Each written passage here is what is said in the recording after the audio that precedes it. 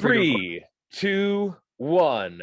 Oh, your goodness. That's right. I'm talking to the man who says that all the time. That was a tribute to him, but significantly worse than he ever does.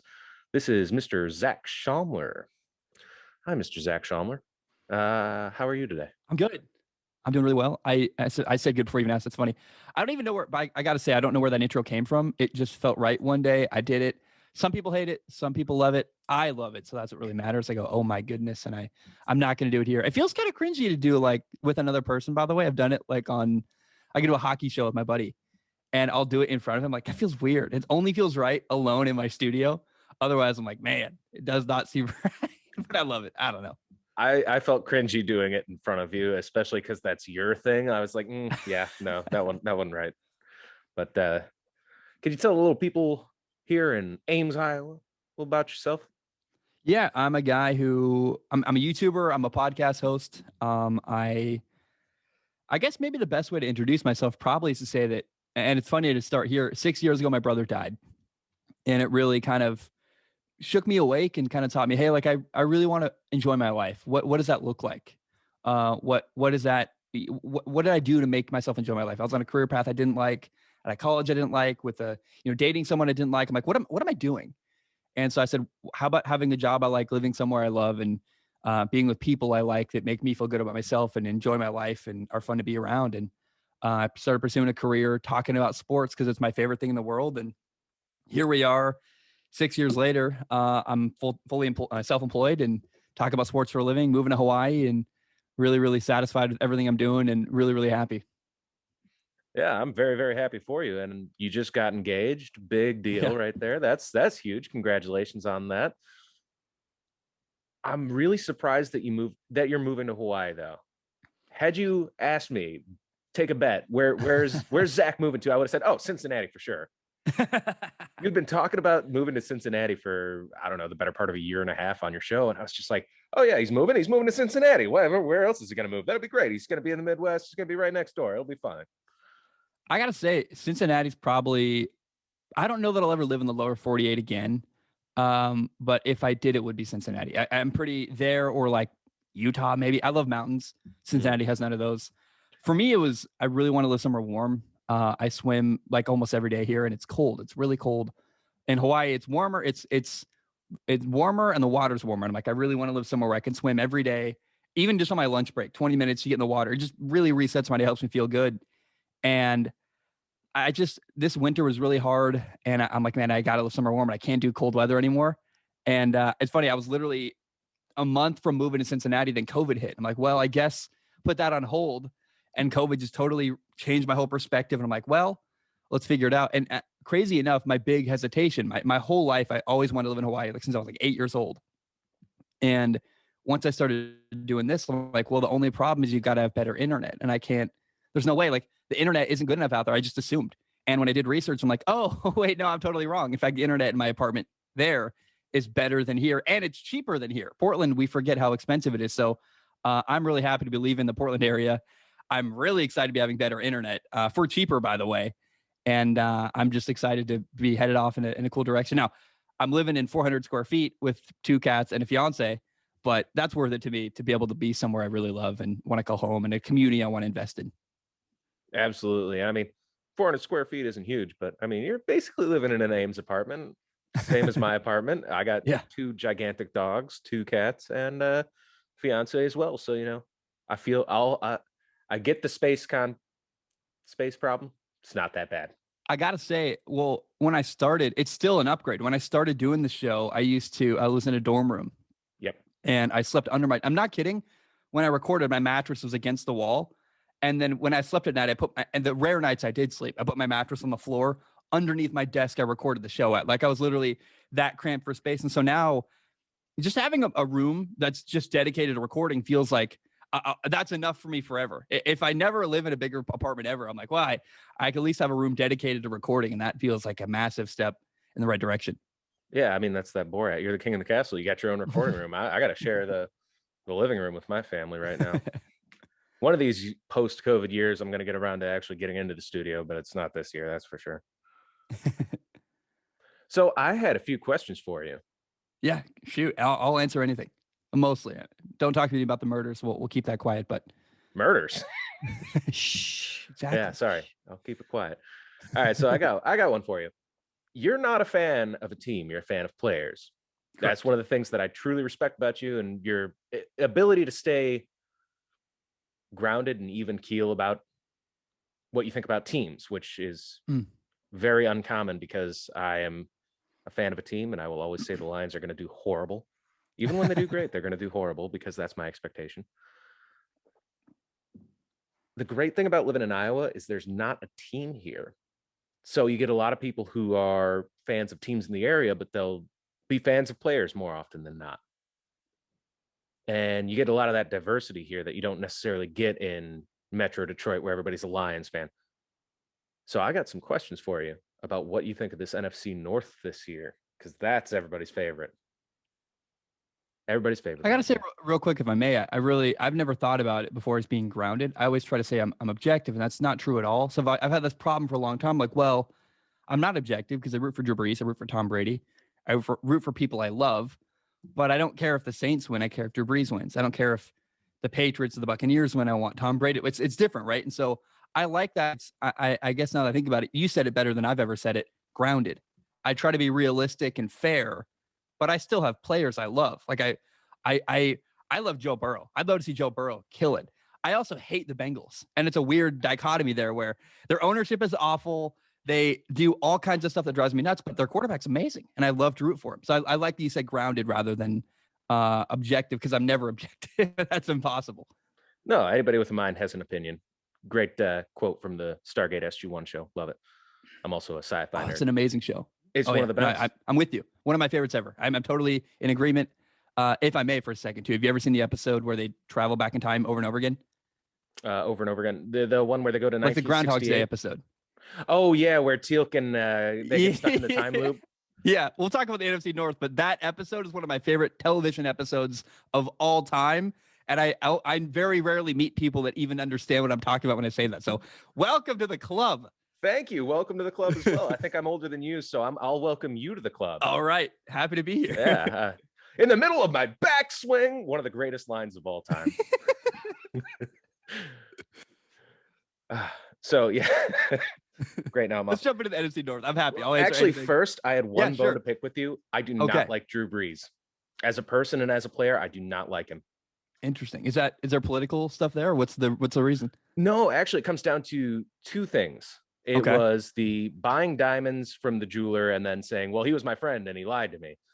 That was kind of not cool. But then it was the Bounty Gate. He had information. There were emails that proved he had information. And then he spent the better part of 2 years lying to everybody and saying, no, I didn't know anything about it. So it's kind of like, to me, he's just got that snake in the grass feel to him. And anytime I see him talking, I'm like, I don't want to hear from you, snake. Like, there's just like, I don't trust him, so I don't like him. I've never actually heard anyone who hated him. That's interesting. And actually, what's funny is those reasons make sense. I don't know about the diamond thing. It sounds like what happened there? Do you know? We don't have to dive into it too much, but I'm curious. Well, so he played in San Diego for a short spell. Yep. He befriended a local jeweler in the area. Him and his wife started buying jewelry as investment pieces, which anybody who knows anything about jewelry is you can't do that. Usually when you buy jewelry, most of the time it's custom and it's for the user, and then it depreciates in value significantly as soon as you buy it. Even so, he alleged that the jeweler, and it wasn't taken to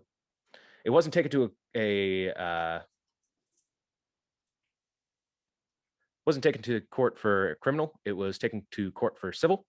So the burden of proof was significantly less, but they found that the jeweler was in the wrong and had to repay him. He alleged that the jeweler was using his status as friend to try and basically con him out of money. But when you look at it, he was spending multiple millions of dollars on these pieces of jewelry. I'm not a genius, but by no stretch of the imagination am I going to sink millions of dollars into like a piece of jewelry and not have second and third opinions on it. I'm not just going to go to the store and go, hey, do you think this is a fair price and that it'll definitely appreciate in value? Dude's trying to make a commission here. I'm not a fool. There's just something about that where I feel like I didn't get the whole story from Drew Brees. And when I watched him talk in court, he just had that sort of like snake oil salesman, like, well, we were just bilked. We were so innocent. Well, it sounds like he made a bad investment, then was like, how do I renege this? How do I go back on it? How do I get out of this scenario? And the only way he found was that, which is funny. I think a lot of guys have, if you look back at Tom Brady's early career, there's stuff you're like, that's kind of weird. Like almost any player, if you want to dig into like their early career, it's very rare. I guess the exception usually is when you find guys that are squeaky clean forever. I'd say Brett Favre. He's it not because he's squeaky clean, but just because he was a redneck who liked throwing the football. That was it. He didn't know what the nickel defense was for his first couple of years in the NFL because he just didn't care. He just wanted to throw the football. Like there are guys who are just they're like that. But anytime I see Drew Brees, though, I just get that instant mistrust. Like, don't know if I should trust you. Well, it sounds like what you said at best was that there have been moments where you walked away from Drew Brees and felt like you didn't get the whole story. And that's fair to feel like, hey, it sounds like regularly it felt like, hey, there's something weird here that I can't explain and don't understand, which makes total sense to me. Yeah. But also I don't need to. I'm just some dude who goes to school and sometimes talks on a radio station. So why does he got to give me answers? He doesn't. He's Drew Brees. Fine. Well, let me ask you, if he's a broadcaster, how are you going to handle that? If he like works for CBS or NBC or something like that? I think he signed a deal with one of those two companies. NBC. He's going to be calling Notre Dame games, and he's likely to take the Chris Collinsworth job after Chris Collinsworth retires. So Sunday Night Football. So I would imagine he'll be a great play-by-play guy or a great analyst. I don't know if I'm sure his insight into football will be good. Can you separate that from your hatred from the guy? I'm curious. Yeah. It's not that I hate the guy. It's just that I never rooted for him because every time I saw him, I was just like, nah, I don't want that. I don't want that lying bilk artist to come out here and win. He already won enough. He deserves some losses right now. Some losses. Take them. And then anytime when I lived in Texas for a while, there were a lot of Saints fans, and they're like, oh, he's just the nicest guy. He also went to school in Austin. So everybody's like, oh, he's just the best. I'm like, no, he's kind of slimy just a little bit. Like everybody is, but everybody was acting like he was out there walking on water, and that's not the case. So Where'd you live in Texas? What part? All over. I was stationed in the Army in Fort Hood. Not a great time. Thank you for your service, by the way. Well done. Thank you. Did 6 years there. And then I went to the middle of nowhere, Texas, 5,000 people, beautiful little town called Brady. Very little to do out there. Internet was even worse than you could possibly imagine. I think it was like 10 megabytes per second. Oh. And then, it was rough. Times were rough. It was like the 1990s out there. Then I moved to Austin, and it was too crowded for me and not enough public transportation. So I still had to drive everywhere. But then I had all the downsides of living in a city. So there was really no upsides. And it was all too expensive. It was fine though. I went to community college there, and then I came up here. Nice. Yeah. Well done. No, I've been to Dallas Fort Worth area. I really liked it. I thought the suburbs there were really fun. I really like Grand Prairie, Texas. If I lived in a suburb somewhere in Texas, that's probably the area I would move out. Their movie theaters, their food. I was like, if ever wanted the suburban life, tax-free, this is where I would go. Oh man. See, the trick is to not live in the suburbs because you have to pay extortionate property taxes. The trick is to move just outside the suburbs. If you have 10 acres and one animal on that 10 acres, no property taxes. Really? Yeah. I'll just get a goat, name him Tom Brady, and be good. There you go. That's actually my fiance said I could do that. She really said I could, but I'd get a goat someday and name it Tom. And I'm 1,000% going to do that and make that happen. I don't care when or where, but at some point in my lifetime, I'm getting a goat. I'm naming it Tom. And she said I could do it. And I'm like, I'll do it for the joke. That's amazing. So I 100% support that decision. 1,000% even, actually. All right. Okay. I get a pygmy goat. They're smaller. Oh, I'll write that down. Pygmy goat. Okay. Yeah, I'm serious. I will write that down. They're I don't know, maybe bigger than a cat, smaller than a medium dog. Oh, 30 pounds ish. Let me look it up. Pygmy goat. Yeah, I think there's the African pygmy goat is the one that faints. Oh, really? Yeah, there's seen that. There's the fainting goat, and then they have a pygmy variety that does it. Oh, these buddies are cute. Oh man. Okay, I could do a pygmy goat. I could have one as a pet. Let me clarify. Oh yeah. So I started my girlfriend on the Jarritos, the Mexican sodas, because they've got natural flavor in them and then a little bit less sugar, and it's changed our whole soda drinking lives. So if you're a soda fan but you don't like all that processed garbage, just get Jarritos. Doritos. Okay, good to know. I think it's Doritos. Yeah, probably. Yeah. Just very white, so I pronounce the J. Iowa, baby.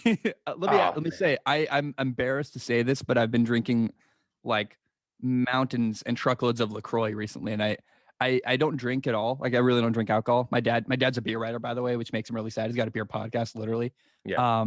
And I don't drink, but when I want to be like feel included, but and have a drink in my hand, but not have the consequences, I just drink LaCroix. And everyone around me gets plastered. And I'm just like, yeah, another water with lemon flavor.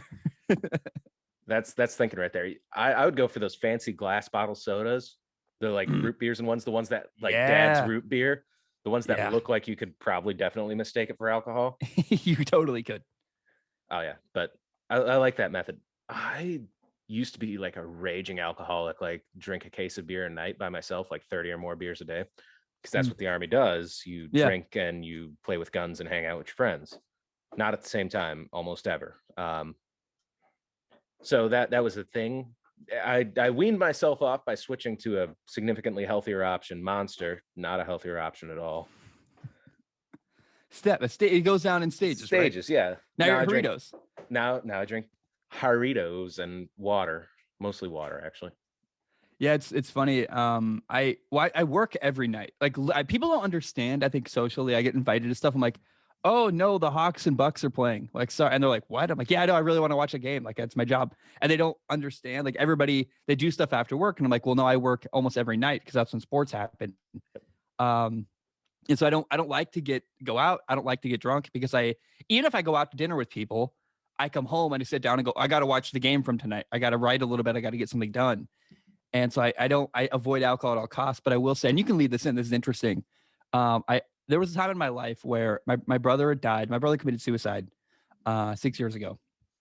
And I was just, I didn't have a purpose. I was pretty aimless and I was reckless. I used to, and I talked about this with Ryan Leaf, actually, the other Chargers quarterback. That was another great one. If you guys are listening, that can be found on YouTube at Strong Opinion Sports. Yeah, I got to say, like I talked to Ryan Leaf, and one of the things that came up in our conversation was how once upon a time when I was in this really dark place in life, I used to just drink like a bottle of whiskey and get in my car and just drive, hoping I was never going to hurt myself. But if something bad happened to me, that's, hey, great. I don't have to do it to myself. I was kind of just hoping something bad would happen. It never did. I'm very fortunate. But I remember a place in my life where alcohol was an escape rather than something. That's probably why I'm so comfortable now not drinking around people. I'm like, I know what that does to me. I'm good. But I remember I used to drink to not feel rather than for pleasure or to get buzzed or whatever. And it was just a really unhealthy relationship. So now I don't drink because I couldn't drink. I drink because I don't want to get drunk and don't want to do that. But I have had problems where I know myself now. I'm like, better for me to stay away completely. Right. I totally understand and respect that. I used to be like that, but I feel like I'm at a place now where I actually honestly do love beer. I love the taste of beer. I love all the different kinds of beer. It's like soda, but even more deliciouser. I've always liked bitter things. I never really liked sweet stuff. So like beer was the thing for me, and it still is, but now I can have one and just be done. I still want it's amazing how it's amazing how as you grow up, your taste buds totally change. I used to love sugar like crazy, and now I can't even I like bitter and sweet, and I don't know. My taste buds probably have refined towards alcohol. I just don't do it. I got to say though, my best thing out of talking to Ryan Leaf here, football stuff, all kinds of stuff. The best thing I heard that I think is helpful for anybody listening is Ryan said, "Hey, here's how you know you have a problem, and this isn't for you or me. This is anybody listening who might hear this. Is that you have a problem with any kind of substance if you can't stop." I'm like, oh, that's interesting. Like the minute you're like, hey, don't drink for 2 weeks, and you're like, oh, that sounds awful. I can't do that. That's when you probably got to figure that out. So just for anybody listening, if you're in a moment where you're like not sure, just ask yourself, can I stop? And if you can't, that's how you know you have a problem. I'm gonna have to edit that a little bit, but I can make that work. Okay. All right. It's really weird on radio. You can't tell people what to do. Oh, interesting. Okay. So like I can't. One of the things is I can't call for somebody's job. Okay. One of the other things I can't do is I can't say you should go subscribe to Zac Shomler. But you can subscribe. Okay. What I have to say is he can be found. That's like okay. Oh, okay. Thank you. I appreciate your kindness because I don't know these rules. I was really lucky I think they were teaching me and I was like, by college, I just left. Like, Dude, I got a crash course and it came in the form of like a 10-page PDF. Like, I'm not even a sports major or anything like that. I'm an economics major. This is just something I enjoy. This is like a labor of love for me. That's awesome. Well, that's the only way to do it, I got to say. I think anybody who starts making content with the hope of making it into a job, either if they succeed, they don't last very long. And then often they don't succeed because they're not passionate about what they do. You have to do it because you love it. It's too much work. It's too hard. It's too much grinding to not do it because you enjoy it. If you don't enjoy it, no one's going to make it, in my opinion. Right. The one thing I don't enjoy is editing, but I'm getting to the point where it's not hell, so it's fine. Absolutely. It's weird that you mentioned that, though. That's one of the things that our head coach at Iowa State, Matt Campbell, head football coach, he brings up a lot is process over goal. Trust the process, the process, the process, the process. You do things because you want to do them and because you enjoy the process. You don't do them like you don't show up to practice football because you're dreaming of the NFL. You're showing up to practice football because you love football, because you love the grind, because the things like that. The people who don't tend to not have a healthy relationship with it or whatever, or fizzle out or quit. I mean, that's how I was with a lot of things. I've failed at more things than most people have tried in my life. Well, that's good though, because you probably learned and grew from that, I would imagine. Sometimes, yeah. Sometimes I just learned super basic things. Like I tried being a mechanic. The thing I learned from being a mechanic is I don't like being a mechanic. I got to say, the quarterback who does best is the guy who isn't worried about. When I met Trent Dilfer back in the day, Trent Dilfer said, "Do you love football or do you love what football brings you? Do you love the interviews, the hype, the attention, or do you love reading a defense and completing passes?" And the quarterback who succeeds and eventually gets to the NFL. Keaton Slovis is my favorite quarterback in college football. I've interviewed him. I love him. I think I know. I would say I know who he is as a person. I've talked to him like live like this quite a bit, and he looks at a defense as a challenge, not an opportunity. It's like, how can I read this? How can I fit the ball into that window? How can I do this? How can I do that? Rather than trying to be like, I want to get here. He's worried about, I just want to, I really want to understand why they're doing what they do. Why is the safety going there? How do I defend that? How do I stop that? Whatever. And it's a totally different approach than a guy who, frankly, a guy like Johnny Manziel, who I think was really excited about financial opportunities. And I think if you really care about football, the money figures itself out. But to start, you got to really care about football and then let the rest of it be what it is. Guys should get paid, but if you don't love it, you're not going to succeed. It's just true in the NFL. Like, that's why every coach and every general manager, every scout who will talk to any quarterback in a combine, one of their first questions is not do you love football? Because the obvious answer, if you ask anybody, do you love football? They just got to say yes. But they ask, why do you love football? And the way they say it, what they say, how they answer that question often can determine how they feel about a player and whether they draft him or not. Yep. And that's great news. That's all good stuff. Except for the fact that where you said Keaton Slovis is your favorite college quarterback. Yeah, I'll fix it for you. It's Brock Purdy, but Keaton Slovis can be a good 1A for it, or 1B for you. I'll give you that. Sure. Sorry, I'm never gonna not push Brock Purdy. I love him as a dude, as a quarterback, as an everything. And I think that the media sleeps on him sometimes because he doesn't have those wow numbers and he doesn't have those big explosive plays, because that's not what our offense is. Our offense is controlled.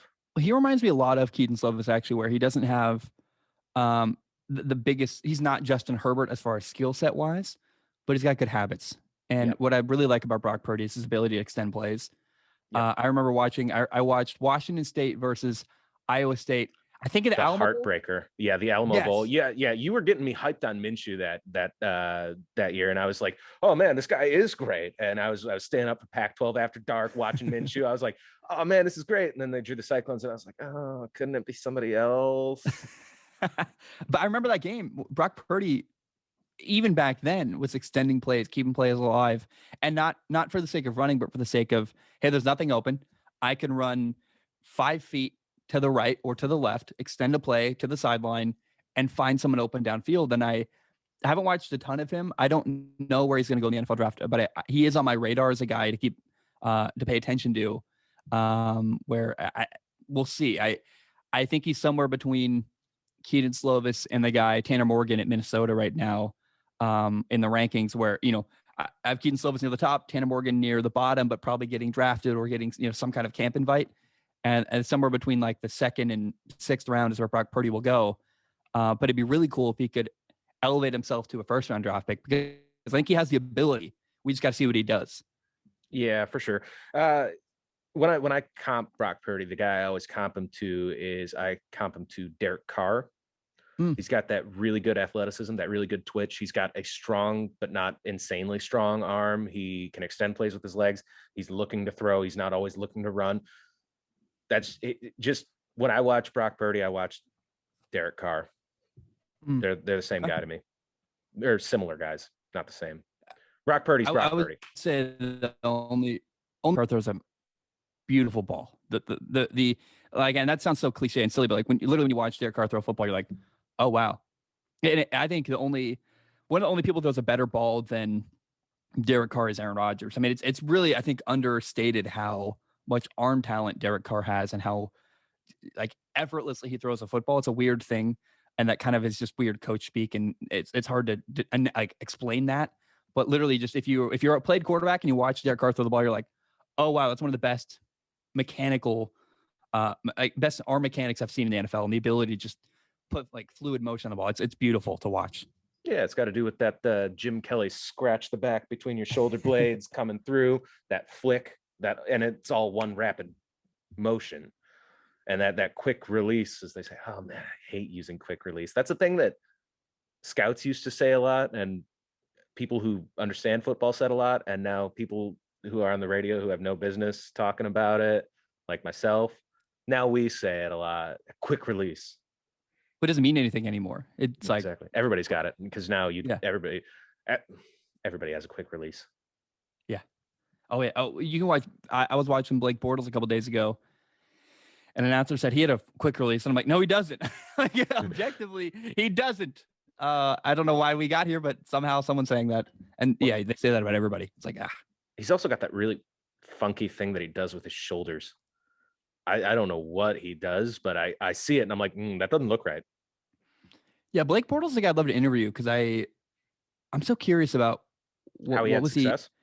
Well, and how he failed. I mean, who is giving him information? Who is he training with? What was he doing in the offseason? I mean, does he have regret? Does he, because I thought he had a moment where he had an opportunity to become the guy there.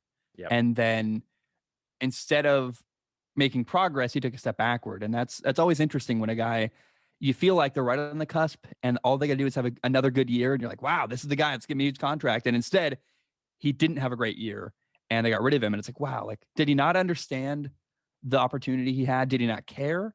Was he happy and rich? Does he regret it? I'm sure he does. Like, I wonder what he would say about, for lack of a better term, his failure with Jacksonville and ultimately getting moved on from. Yeah. I mean, failure in Jacksonville is the norm. The AFC Championship appearance they had is the blue moon. It's the rare occurrence. It's not normal. And I think part of that, it does lie with ownership and making bad decisions with hires. We're going to lead into this because I have no other way to say it. Urban Meyer is failing and he's set up to fail. He is set up to fail and he's making bad decisions that are going to lead to failure. What are those bad decisions? I'm curious. Yeah, go ahead. I'm just looking at the draft. Yeah. In 2 straight years, you've had quarterbacks go down for multiple weeks with injury sustained during contact. That doesn't come from a strong offensive line. That comes from a weak offensive line, which they have. Cam Robinson is like, he's spotty. He's all over the place. Gardner Minshew ran for his life. It's the only reason why he had any more success than Nick Foles is because he was able to escape some of those tackles. And he's also, I just think, a little bit more intuitive of a quarterback. And he's a little faster at processing than Nick Foles. All right, there's a lot of reasons why Gardner Minshew had more success than Nick Foles. But one of them is that he could extend plays and he wasn't just taking those beatings. 2 years ago, Nick Foles broke his collarbone because he got blown up on what should have been all the time in the world to throw. It was a bang, bang play where it was a play action. He turns out of the drop, goes to throw, completes the throw, and breaks his collarbone anyway, because the offensive line in Jacksonville is just abysmal. You have 2 first-round draft picks. I don't exactly remember who was on the board when ATN was there, but I'm pretty sure that one of those top offensive guards was there. I know that the number 1 center was still on the board, which Jacksonville needs a center, somebody who can slide protections, because that hasn't happened since I've watched them in the last 3 years. There are a lot of things that were needed, but you draft one of the 3 position groups that you didn't need to touch. You didn't need a wide receiver, you didn't need a running back, and you didn't need a linebacker. And you draft Travis Etienne. And then when confronted with this, Urban Meyer said, "Oh, he's a third down back." That is not what you spend a first-round draft pick on. You do not spend a first-round draft pick on a third-round back. That is bad roster management. That is terrible talent acquisition. That is a waste of capital. That is horrible decision-making. And just making that decision was bad. I'm everything he's doing is going to fail. I don't like any of it. Well, they had the guy from, they drafted a tackle from Stanford, Walker Little. Yep, Walker Little, who's good, but he's coming off an ACL. Kind of a risk to pin him as your franchise tackle. That was the only offensive lineman they drafted. They're also giving up over 4.5 yards per carry, and they don't draft a single interior defensive lineman. What I think is disappointing is they passed on Landon Dickerson, the center from Alabama. That's a good one, but he's also injury risk. That's the one that I would have taken Creed Humphrey from Oklahoma, just because he's been super stout in that Oklahoma offensive line, which is very important. That line, it plays massive roles for Oklahoma, and one of the things that they were able to do effectively, and people always ignore it, is run the ball with great efficiency. Here are the guys they passed on twice, not once, but twice. They passed on Tevin Jenkins, offensive tackle from Oklahoma. They passed on Liam Eichenberg from Notre Dame, Oklahoma State, excuse me. The center from Oklahoma, the center from Alabama. The guard, Jackson Carman from Clemson. That's enough. There's more I could list, but it's like, wow. And they drafted right before Jackson Carman was drafted. They drafted Walker Little, but it's like, you passed on all those guys, a bigger need. And I would, if I was running the Jaguars, and I'm not, there's a reason for that. But I first of all, one of the hills I will die on in the sports world is that if you gave Gardner Minshew a good team, he could win. And I'm not just a fan. I did briefly go to Washington State. I have met Gardner Minshew. But I'm not, he's the only, I believe, and someone can fact check me on this. I believe Gardner Minshew is the only quarterback to win a game in Jacksonville in like 2 years. He's the only quarterback. It's like, what? Why, I don't understand. It's so clear to me, and not just with wins, but when you watch film, he's a good quarterback that needs a good team. Is he the best ever? No, but he's somewhere. I would put him ahead of Andy Dalton, maybe around Dak Prescott level. And if you gave Gardner Minshew a really good football team, he would win a lot of games. And instead of saying, "Hey, we already have a quarterback. Hey, we already have a running back," they drafted a quarterback and a running back in the first round, and you're like, I don't hate Jacksonville. I'd love to see them succeed. I thought Zach Wilson out of BYU was a better quarterback than Trevor Lawrence, just straight up. And I think we'll see that pretty early on next year. But it feels like Jacksonville not only drafted the wrong quarterback, not only made decisions that don't make sense, they literally had a guy on the roster they could have built around. And instead of, they had a ton of draft capital, a ton of great picks. And instead of building around Gardner Minshew, they just restarted and made a couple redundant picks that make no sense. I'm like, I get why. I don't know how you pass on Trevor Lawrence. If he does succeed, you look like an idiot. But I'm like, man, it's so frustrating. I would have taken Penei Sewell if I was them. That would have been my pick at number 1, is a franchise left tackle. Yeah, you're still going to stink next year, probably, because you need 3 other guys at least to be on that offensive line. But that's a foundational cornerstone piece. We can rip them until they're blue in the face, but I know exactly what this is. This is what Urban Meyer did in college. He stockpiled offensive weapons. He never really built solid offensive lines. He did have some good defensive lines. He had some good defensive pieces, but he never built from the inside out. He always just stockpiled offensive weapons.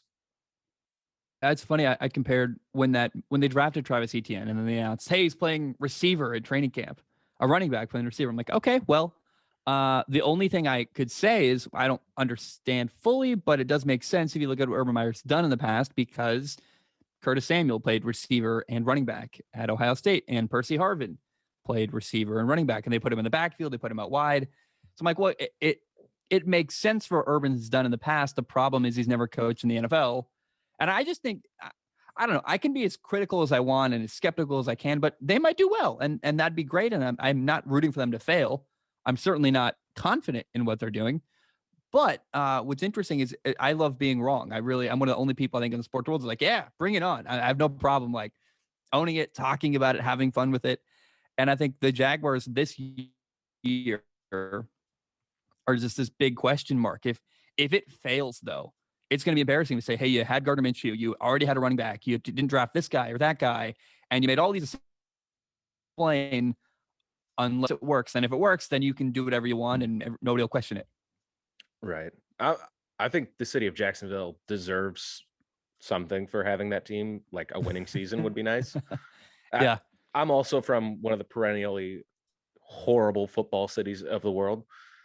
I think the Cat teams really deserve some wins here. So I'm always for the Bengals. I'm always for the Lions. I'm 100 million % for the Lions, even though it makes me miserable, raises my blood pressure, feels like I'm having a heart attack, screams at the TV. I'm always for those teams. I'm always for the Panthers, and I'm always for Jacksonville, but no Cat team has ever won a Super Bowl. Weird fact. Nobody needed to know. Oh, I didn't know that. Yep. Yeah, that is weird. Only one Cat team two Cat teams have been to a Super Bowl, the Bengals and the Panthers. Huh. I did not. That's a weird coincidence, isn't that? That's like, huh. You know, I will say, back to the Jaguars real quick, if I may, the parallels between the Jets and the Jaguars, I guess the lack of parallels. I feel so good about what New York and the Jets are doing. And I am so concerned with what Jacksonville is doing.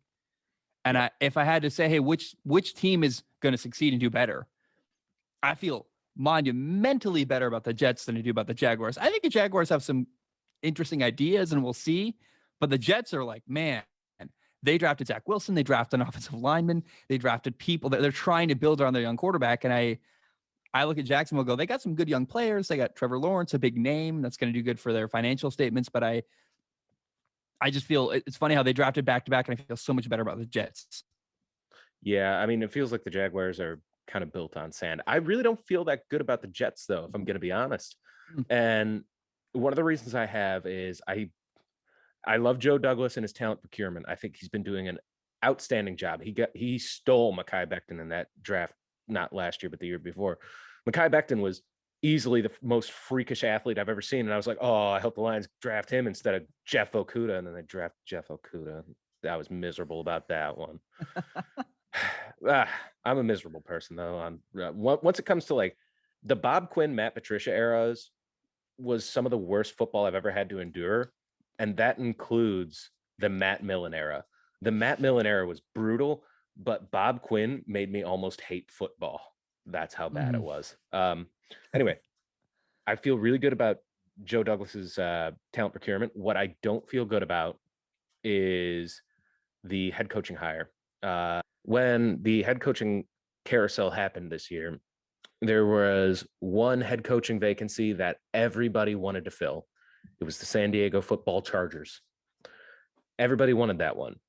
If you were showing up to interview for the San Diego Chargers, you brought your A game, you had your Wheaties that morning, you were doing everything you could. A lot of the candidates who interviewed for San Diego wouldn't even give Detroit the time of day. However, Robert Saleh gave both of them the time of day. And because I've still got some friends back there and I listen to the sports talk radio and I know a couple guys in the loop, I was told that Robert Saleh tanked 2 interviews, 2 of them. He tanked the Chargers and he tanked the Lions. Did horrible. He didn't even get a second call back on the Lions, which is weird because he's from Hamtramck, Michigan. He's from the area. Everybody wanted to hire him. But the Lions actually did a real coaching search and they came up with Dan Campbell. So how much of it is just, oh, well, the NFL rumor mill puts out feel good about your coach business, and how much of it is Saleh might not have been the guy for the position in Detroit specifically? It's up in the air, but I felt entirely less comfortable about that head coaching hire when it got turned down by San Diego. What's interesting is I think the LA Chargers might not even. Oh, wow. Yeah. No, it's I do it all the time. I always call them San Diego. I think that I think their ownership is still a question that I would be. I would almost even say, and ownership in New York isn't great either. Right. It's a funny, but I guess maybe the only thing I'll say here is that the people I know that played on the 49ers last year love Robert Saleh. Like it even showed when you watch end of the year, they're playing in meaningless games and his defense is just showing up for a game that doesn't matter. And they're playing their butts off. And you're like, man, this team cares. They're fighting hard for their coach. And I don't know what to say about the tanked interviews. Maybe he did bad. I don't know what happened there, but I do know that people who've played for him love him and really fight hard for him. And like, we'll die on that hill. Like, just go to bat for their coach that they love. And maybe it's interesting. Like, I also feel I have a similar thought. You're concerned about Robert Saleh. I feel the same way about Nick Sirianni, the guy in Philadelphia, who every time he opens his mouth, I'm like, what are you saying? This is awful. Well, I don't think anybody felt good about that one. That was a bad head coaching hire. Howie Roseman Howie Roseman should be fired. That is bad ownership, meddling significantly too much. They won that Super Bowl, and now ownership won't leave him alone. And Howie Roseman is somehow safe at his job, which he's done nothing but terrible drafts. But yeah, Nick Sirianni should not have that job. Yeah, I guess I'm curious. Did you hear from people who are in the know, or is it rumors? Because I would imagine if I didn't hire Robert Saleh and I'm in the Lions, I'm like, oh, I'm putting out heated awful, right? Now, it sounds like you heard from people on the inside. Not too but inside. From a PR perspective. Beat writer. So, if it's a beat writer, it's coming from the team. Yeah. So that tells me they probably leaked out, hey, we didn't hire the guy everyone wanted because he was awful, right? Because everyone in LA, everyone in Detroit wanted Robert Saleh. He was like seen as the premier hire here. And if you don't land him, you look bad. And so if you're a beat writer, the team is feeding information. Hey, we didn't hire him because he's bad, not because he didn't want us or this or it's like, it's hard to know how much to trust there. Was the thing. I heard the key word was time management, and that's something that when you say players wanted to live and die for him, I totally understand that and I respect that, and that's a great attribute to have as a coach. It's one of the top 3 attributes to have as a coach. But I guess something about his presentation for how the training camp looked like was questionable. Time management was a glaring deficiency. And one of the reasons that they hired Dan Campbell was because he actually had done the job, even though it was only in an interim capacity. So he knows what the time management looks like. So when he came out with this, what a practice session looks like, what training camp looks like, and presented to Chris Spielman, Chris went like, yeah, that's right. This is the check. Yeah, former player signed off on it. Yeah. Him, Barry Sanders, and a couple of other people. What I got to say about Dan Campbell is that I think everyone kind of found reason to not like him because he got. But okay, look at what's the quote unquote crime that Dan Campbell committed. He got really passionate at a press conference. The dude cares. Awful. What? That's so weird to be critical of that. A dude who, he had a weird quote that I think's a bit off color and kind of weird, and I don't really understand. Like it was about biting the leg off or something. But it's kneecaps. Who cares? Can he coach football? That's I've seen one questionable quote from Dan Campbell, and really the questionable thing he did was get really passionate. Whereas you look at Nick Sirianni in Philadelphia, the PR team is like cutting off his sentences mid-sentence because they want him to stop rambling. They're like, oh, don't say that. Let's cut. It's so they can't even hide the cuts. It's weird and embarrassing for the coach who is constantly battling clearly with PR, trying to curve his statements into something that sounds cohesive. It's like, oh, it's not a guy who can talk publicly at all. Well, Sirianni's just a puppet. That's all he is. He got hired because nobody else wanted that job, because you're a puppet to Howie Roseman. On his way out, Doug Peterson had put out that they were having weekly meetings with the ownership that lasted for hours on everything from roster. That's awful. I'm telling you, man, that's something. Whoo. There's an official in Miami. So the building collapsed in Miami recently, and I forget, it's one of the county chairmen or something who has no role at the dig site to try to rescue people or recover bodies, or he's not. All he is in the way, and he keeps coming in, and he likes air conditioning in the police building, so he's coming in and taking a seat from someone who's actually working to help rescue and recover bodies from under the building. And all he does is get in the way, but he's there for himself. He's ego and he looks good. Oh, I'm there. I care. But all he's doing is getting in the way. And that's an example of what exactly happens when ownership steps in is coaches are trying to get a job done. They're trying to win football games. They're trying to manage players, manage time, and I've got film to watch and things to prepare.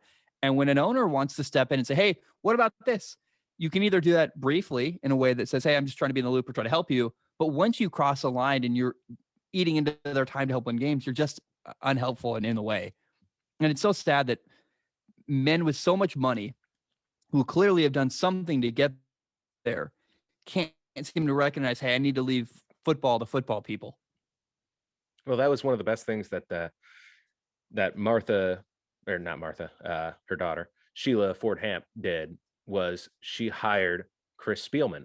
She hired a football guy to sit in the room and say, football matter, let me jump in.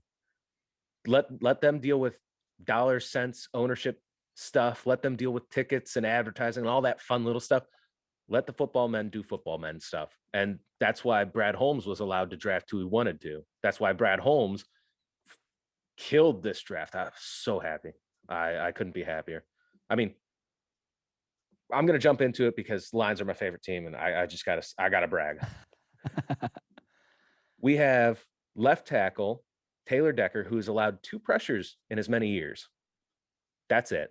Now, right tackle, we've got 20-year-old Penei Sewell, who's about to just go out there and eat kneecaps for breakfast, show everybody pancakes are linemen's favorite food.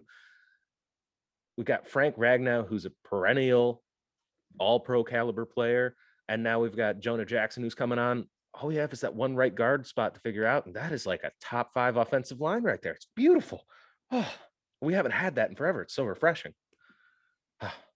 Beautiful. Well, not to mention, I think I don't have a lot of confidence in Jared Goff, but he could work. And you have Anthony Lynn as the offensive coordinator in Detroit, who I think there's being a good coordinator, being a good coach is a massive difference. And maybe Robert Saleh, a throwback, is a guy who's a good coordinator but a bad coach. Anthony Lynn, we can debate his coaching record all you want. He could not appear to win close games at all. But he's a phenomenal coordinator, like great coordinator. Yep. Him with Dan Campbell to manage things. I forget who their defensive coordinator is. Another name I even like. Better, Aaron Glenn from the Saints. And then the running backs coach, assistant head coach is Deuce Staley, who had pick his job of any of the. Oh, he should have been hired for Philly, but Philly let him go. He didn't want to listen to ownership. He wanted to not be a puppet. Yeah. And now he gets to come be a assistant head coach in Detroit for a couple of years before he goes on to be a head coach somewhere. I'm so excited about this coaching. No, Detroit, if they ever were in a good spot to win, it's now. They have good coordinators, a coach who people want to hate on him, but I can't find the problem with him. He's done the job before. Even if he was a coach before, he definitely learned from the past and will take whatever experience he has in the past and do better now. So and he ruined that Dolphins tank. Yeah, he coached too good. Yes, I forgot about that. He won too many football games. They have a guy, Jared Goff, who has been to the playoffs, who I don't really like. I have lots of concerns with Jared Goff, but if he fails, great. You've got a 2022 first-round pick and a 2023 first-round pick from the LA Rams. So you're fine. Like and not to mention, I think you have your own first-round picks too. Yep. So the Lions are in a phenomenal position to build with what they have. Whether Jared Goff works or not, they'll be okay because they can then replace him with whatever draft pick they get next year. So or they could, if they have like the 15th pick, they're like kind of mediocre and they want to go up and get a guy early next year, they could also pair a couple draft picks and go get a top 5 pick. So the Lions are in such a good position right now to build their franchise. I hope things work, but when I do my season preview, I'm probably going to talk about how I don't know how things are going to go. But the 5-year plan, I feel pretty good about right now. Oh, yeah. There's no way to not feel good about the 5-year plan. But what we're feeling good about is the fact that these picks are going to hit. We're feeling good on Brad Holmes being as good as advertised, which, I mean, it can't be understated that the Rams haven't had a first-round pick since Jared Goff, and they still put talented rookies on the field. So that's what we're betting on was that all Brad Holmes building those draft boards, doing the right thing. Well, drafting Penei Sewell feels like a home run. And that was a steal. I mean, you're just never going to get a guy that good that he's like, is it the Andrew Luck of tackles? Maybe like a guy who you're just so confident is going to be great and going to be a perennial Pro Bowler. I think that's a real good comparison. Yeah. I mean, hopefully not with the injuries. Hopefully he was a little bit better, but I feel really good about Penei Sewell. I feel really good about our offensive line in general. I feel amazing about Levi Onwuzurike. That was a pick and a half. Fringe first round guy, first round talent, ability to shed blocks, just defensive tackle, exactly what we needed to shore up that run game, that run stop game. Oh, beautiful. And then we go, I'm going to counterpoint this with a horrible draft and a team I feel just bad about, the Chicago Bears. That is, whew, that's a rough franchise. That is a rough franchise that is going to be making some firings here soon. I think if Ryan Pace and Matt Nagy haven't been told to go month to month on their rent, they really should be, because I have no confidence in them winning enough football games to keep their jobs this year. I don't know. What do you think about? What's the concern? My thought is that the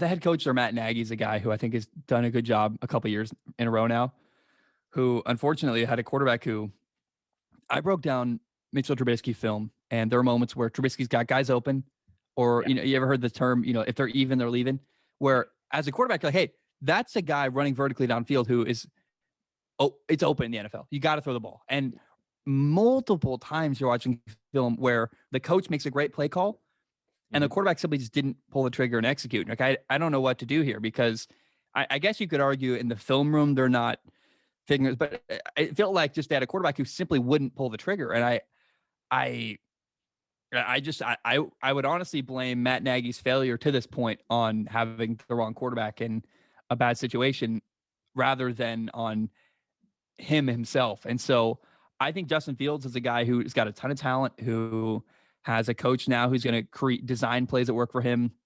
They drafted Tevin Jenkins, the offensive tackle. Like, I'm much more optimistic than you are. I don't know how Ryan Pace has a job, their general manager, a guy who drafted Mitchell Trubisky ahead of Deshaun Watson, ahead of Patrick Mahomes, ahead of Dak Prescott. Like, multiple moments you've been like, what is Ryan Pace doing? I don't know how he still has a job, but I think a coach isn't the problem.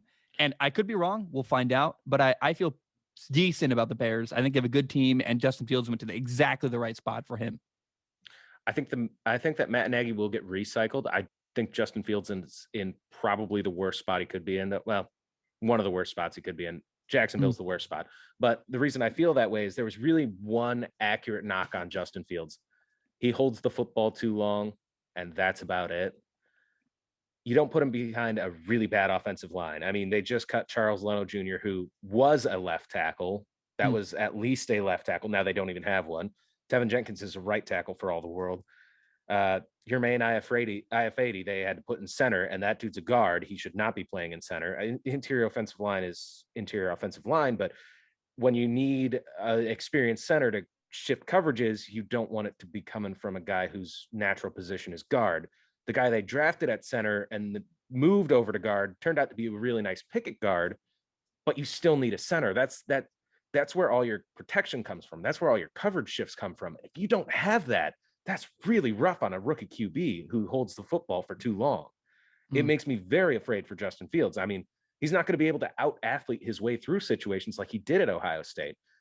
He's going to get hit a lot. And I think that's why that they've been very vocal about playing Andy Dalton for a while. Yeah. Because there's no hurry. I think if you look at the draft pick for them, they're like, well, we don't have a quarterback. We might not have an offensive line, but we're not going to get another chance at a guy like Justin Fields. So I'm sure they're like, we are going to be very sure the situation is right, because the best thing they have is Andy Dalton not forcing their hand. They don't need to play Justin Fields until he's ready, and until maybe the team around him is ready. So I would counter that and say, like, I'm more optimistic than you are, and I think that's why they made the Andy Dalton move. But even this, if you look at it from the Bears' perspective, what were they supposed to do? Because they had an opportunity to drop Justin Fields. I think we both would agree, if you get an opportunity to drop him, you should, right? Potentially, depending on where you're at and depending on where you're at in your rebuild. If I'm the Bears, and I would sit and wait. I wouldn't have moved up. I would have sat and waited. If he made it to me then, I'd take him. If not, I'll take Elijah Vera Tucker. I'll take somebody on the interior offensive line, because it can't be understated how bad of a group that is, and you're not going to win next year. There's always somebody else. I think Justin Fields has the potential to be a good NFL quarterback. He's just not ready to take the beating that Chicago's going to put their quarterback through, whoever it is, because now he's behind Andy Dalton, who just had concussions last year. One concussion or two? One concussion last year. Yeah. If he gets hit and goes down, are you putting in?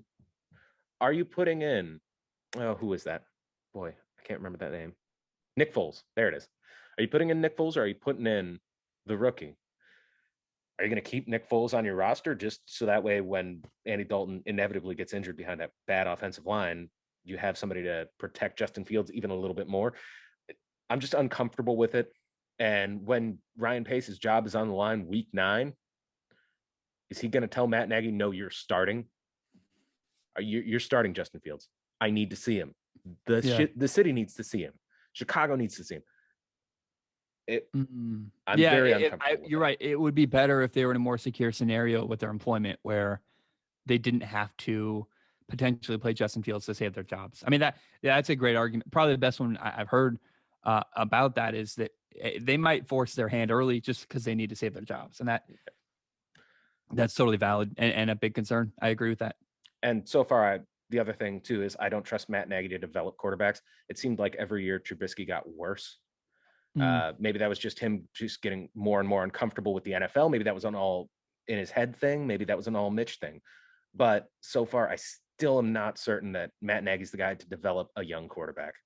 The little I know about Trubisky is that I think he was getting bad advice in the offseason. I think he was working with people who weren't helping him and probably were not encouraging him in the right directions, where it kind of reminds me of Ben Simmons shooting free throws. We're like, why is this guy not?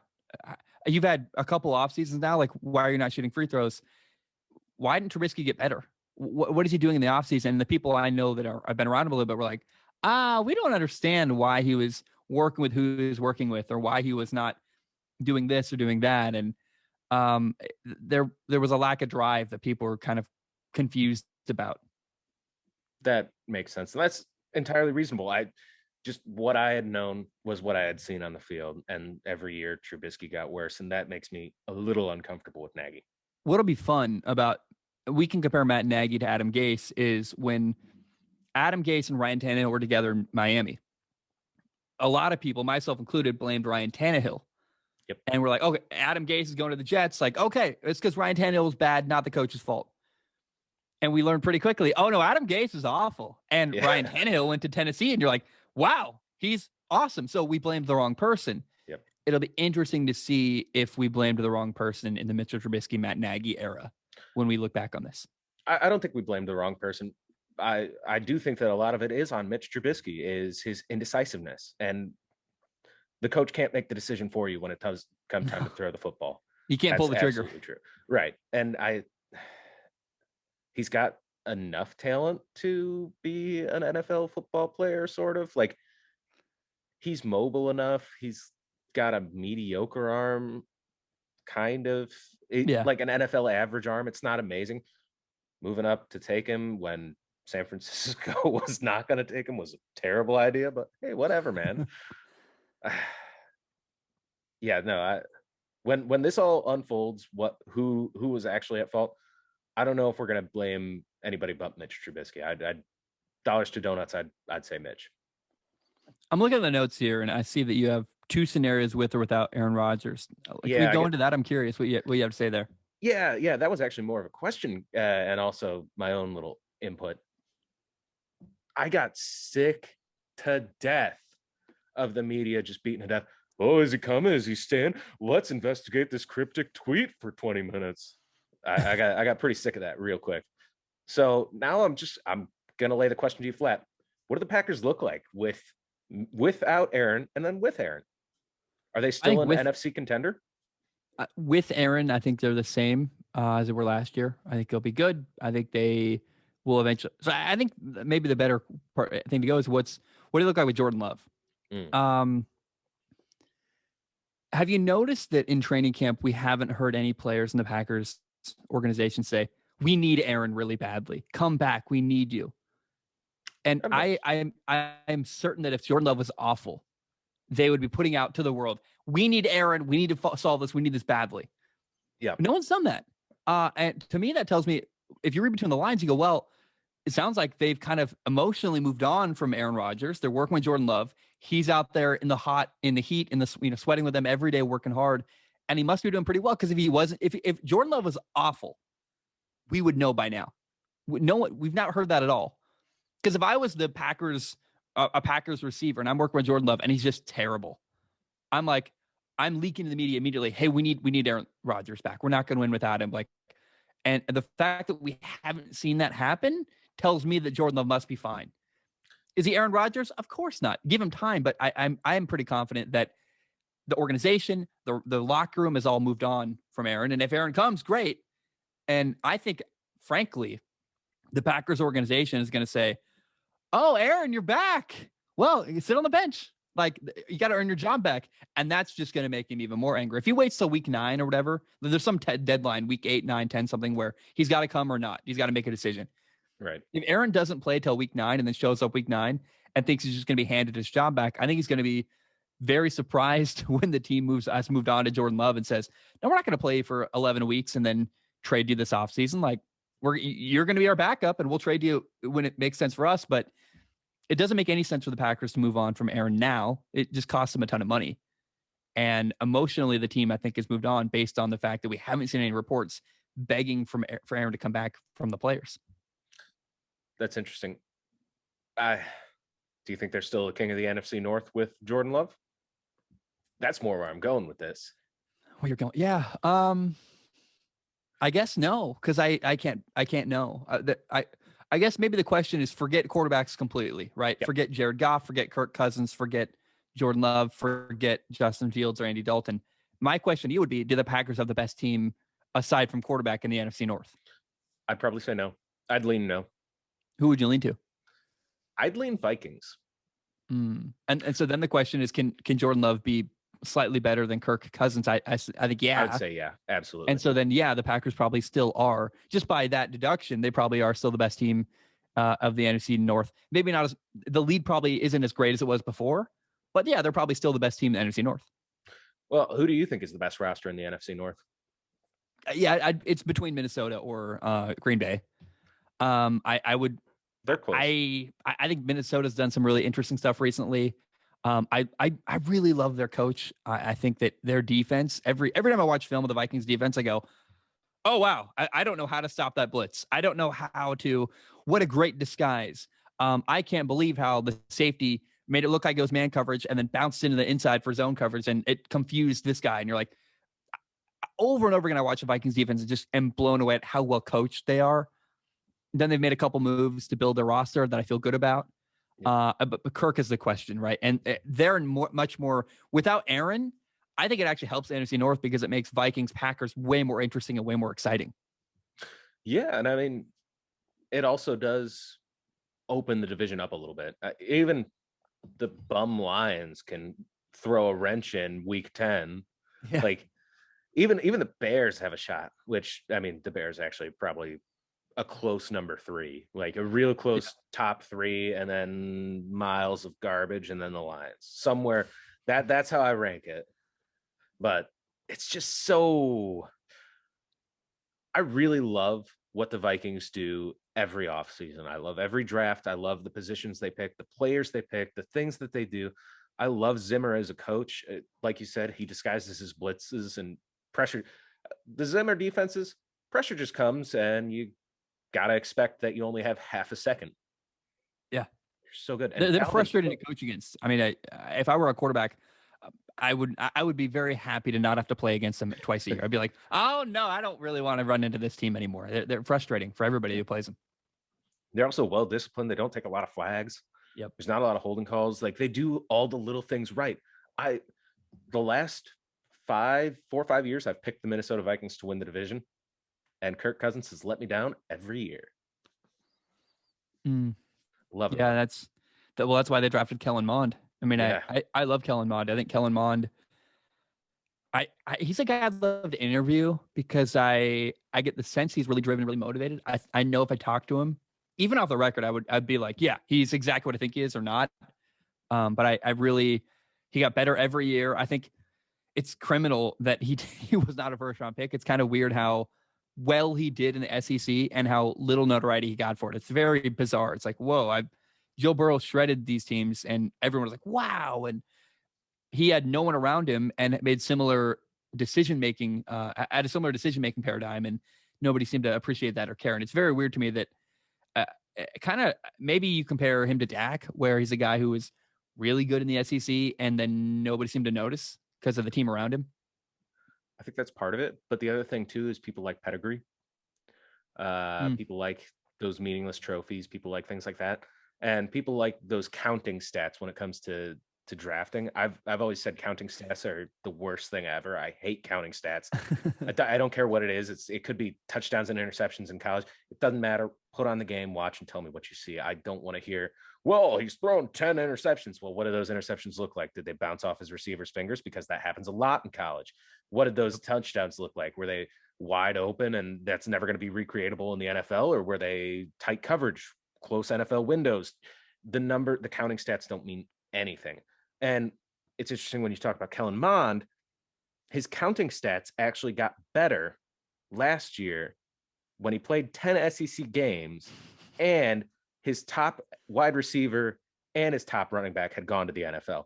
That doesn't happen unless you're a good football player. And his top tight end, I forgot that too. That doesn't happen unless you're a really good football player. Like, that was some good stuff. It felt like really people move the goalposts on him, right? The goalposts are, hey, have good numbers in college, play good teams, and you'll be a first-round pick. And he did that and more, and no one cared. And it's like, what does matter then to these people that are on TV? I don't understand, because I in my analysis, he's up there he's in the top 5. He probably should have been not top 5 pick, but top 5 quarterbacks in the draft. Yeah. Should have been in the conversation with Justin Fields in the mid-teens, and instead goes to the 3rd round because I couldn't tell you. I don't understand. I don't like that he holds the ball a little bit high. I think it'd be better to see him relax the back shoulder, but that's so fixable. Watch Aaron Rodgers throw the ball in college and watch him now. It's a different person. You can work with a guy really easily and make that change. I don't like his feet. His last 2 steps, he does like tiny little baby steps, but other than that, no, I loved him. I gotta mention this. What you're talking about? We talk about numbers. The amount of people who used to come at me with so much anger and vitriol about Anthony Gordon, the former Washington State quarterback. Did you see his numbers? Did you watch the touchdowns? And I went to school there. I knew people there. I was very plugged in there. I did a game. I broadcast a game, Cal versus both. I did Utah and then also Cal. And at both games, I remember where Anthony was not the leader he needed to be on the sideline. There were moments where he was pouting, upset, and I'm like, pair the offense he's in, his decision-making, all this other stuff with the lack of leadership. I'm like, there's no way this guy is an NFL quarterback. And people were so angry when I said that. They're like, what about his numbers? And I'm like, the numbers don't matter. They're great, but they're so inflated. I'm like, I don't care how many wins you have or how many touchdowns you have. Are you a good decision maker? Bingo. That's it right there. And that's going to lead me to something that I know you're going to hate.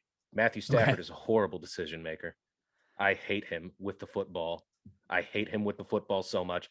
I was so glad when he left Detroit. Like, I was throwing a party. I was like, oh yeah, he's gone forever. I hate him so much. He makes terrible decisions with the football. Like, he's got such great talent that he can usually force it and make it work, but he'll throw into double coverage. And it's like, no, you shouldn't be doing that. Why are you doing that? And it just frustrated me to no end. So I'm glad that he's finally gone. He's gonna lead that team to 9 to 10 wins max. We'll see. I got 2 thoughts without watching film. So by the way, my first film analysis this year should come out in about 2 weeks. Number 1 is Matthew Stafford. I'm really curious to break down his film, and I started yesterday. I watched like half a game and I lost power and whatever. But that's my next film analysis. So I don't have an answer how good he is or not. I do wonder, like one of my thoughts, I write down before I start any process, I write down, what's my initial, how do I feel about this player going in? And one of the things in my notes was, are his bad decisions based on him being on a bad team trying to carry? Was he trying to be Superman? Because when you're on a bad team, you don't trust your ownership, you don't trust your coaching staff around you. Like when you don't trust the people around you. As a quarterback, you often try to do too much. And I wonder, based on what you said, based on that was already in my notes, like literally like I do a whole page, Yeah. what are my thoughts beforehand, before jumping in? How much did he feel the pressure of being the Lions quarterback? And could that go away in LA where he trusts Sean McVay? He's got better people around him. I don't know. I'll watch film and tell you, but I do wonder if that had anything to do with maybe your hatred of the guy. Well, so all I can tell you is 2014 is the year where I lost it. I lost it with him. I was done with him in 2014. He had Reggie Bush, not the greatest, but he also had prime Calvin Johnson, prime Golden Tate. He had a top 3 defense and a mediocre offensive line. It was middling. It wasn't horrible, but it wasn't great. Is it the Jim Caldwell year? That was the last year that they won. The first year they won double digits in my lifetime.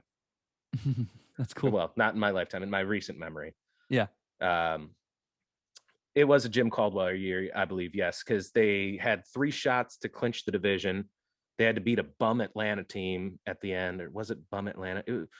It was a bad NFC South team, and they couldn't clinch the division, partly because Matthew Stafford was making horrible decisions with the football because he feels like he's got to be the hero. I don't know if it's because he's the Lions quarterback, but that year he didn't need to be the hero.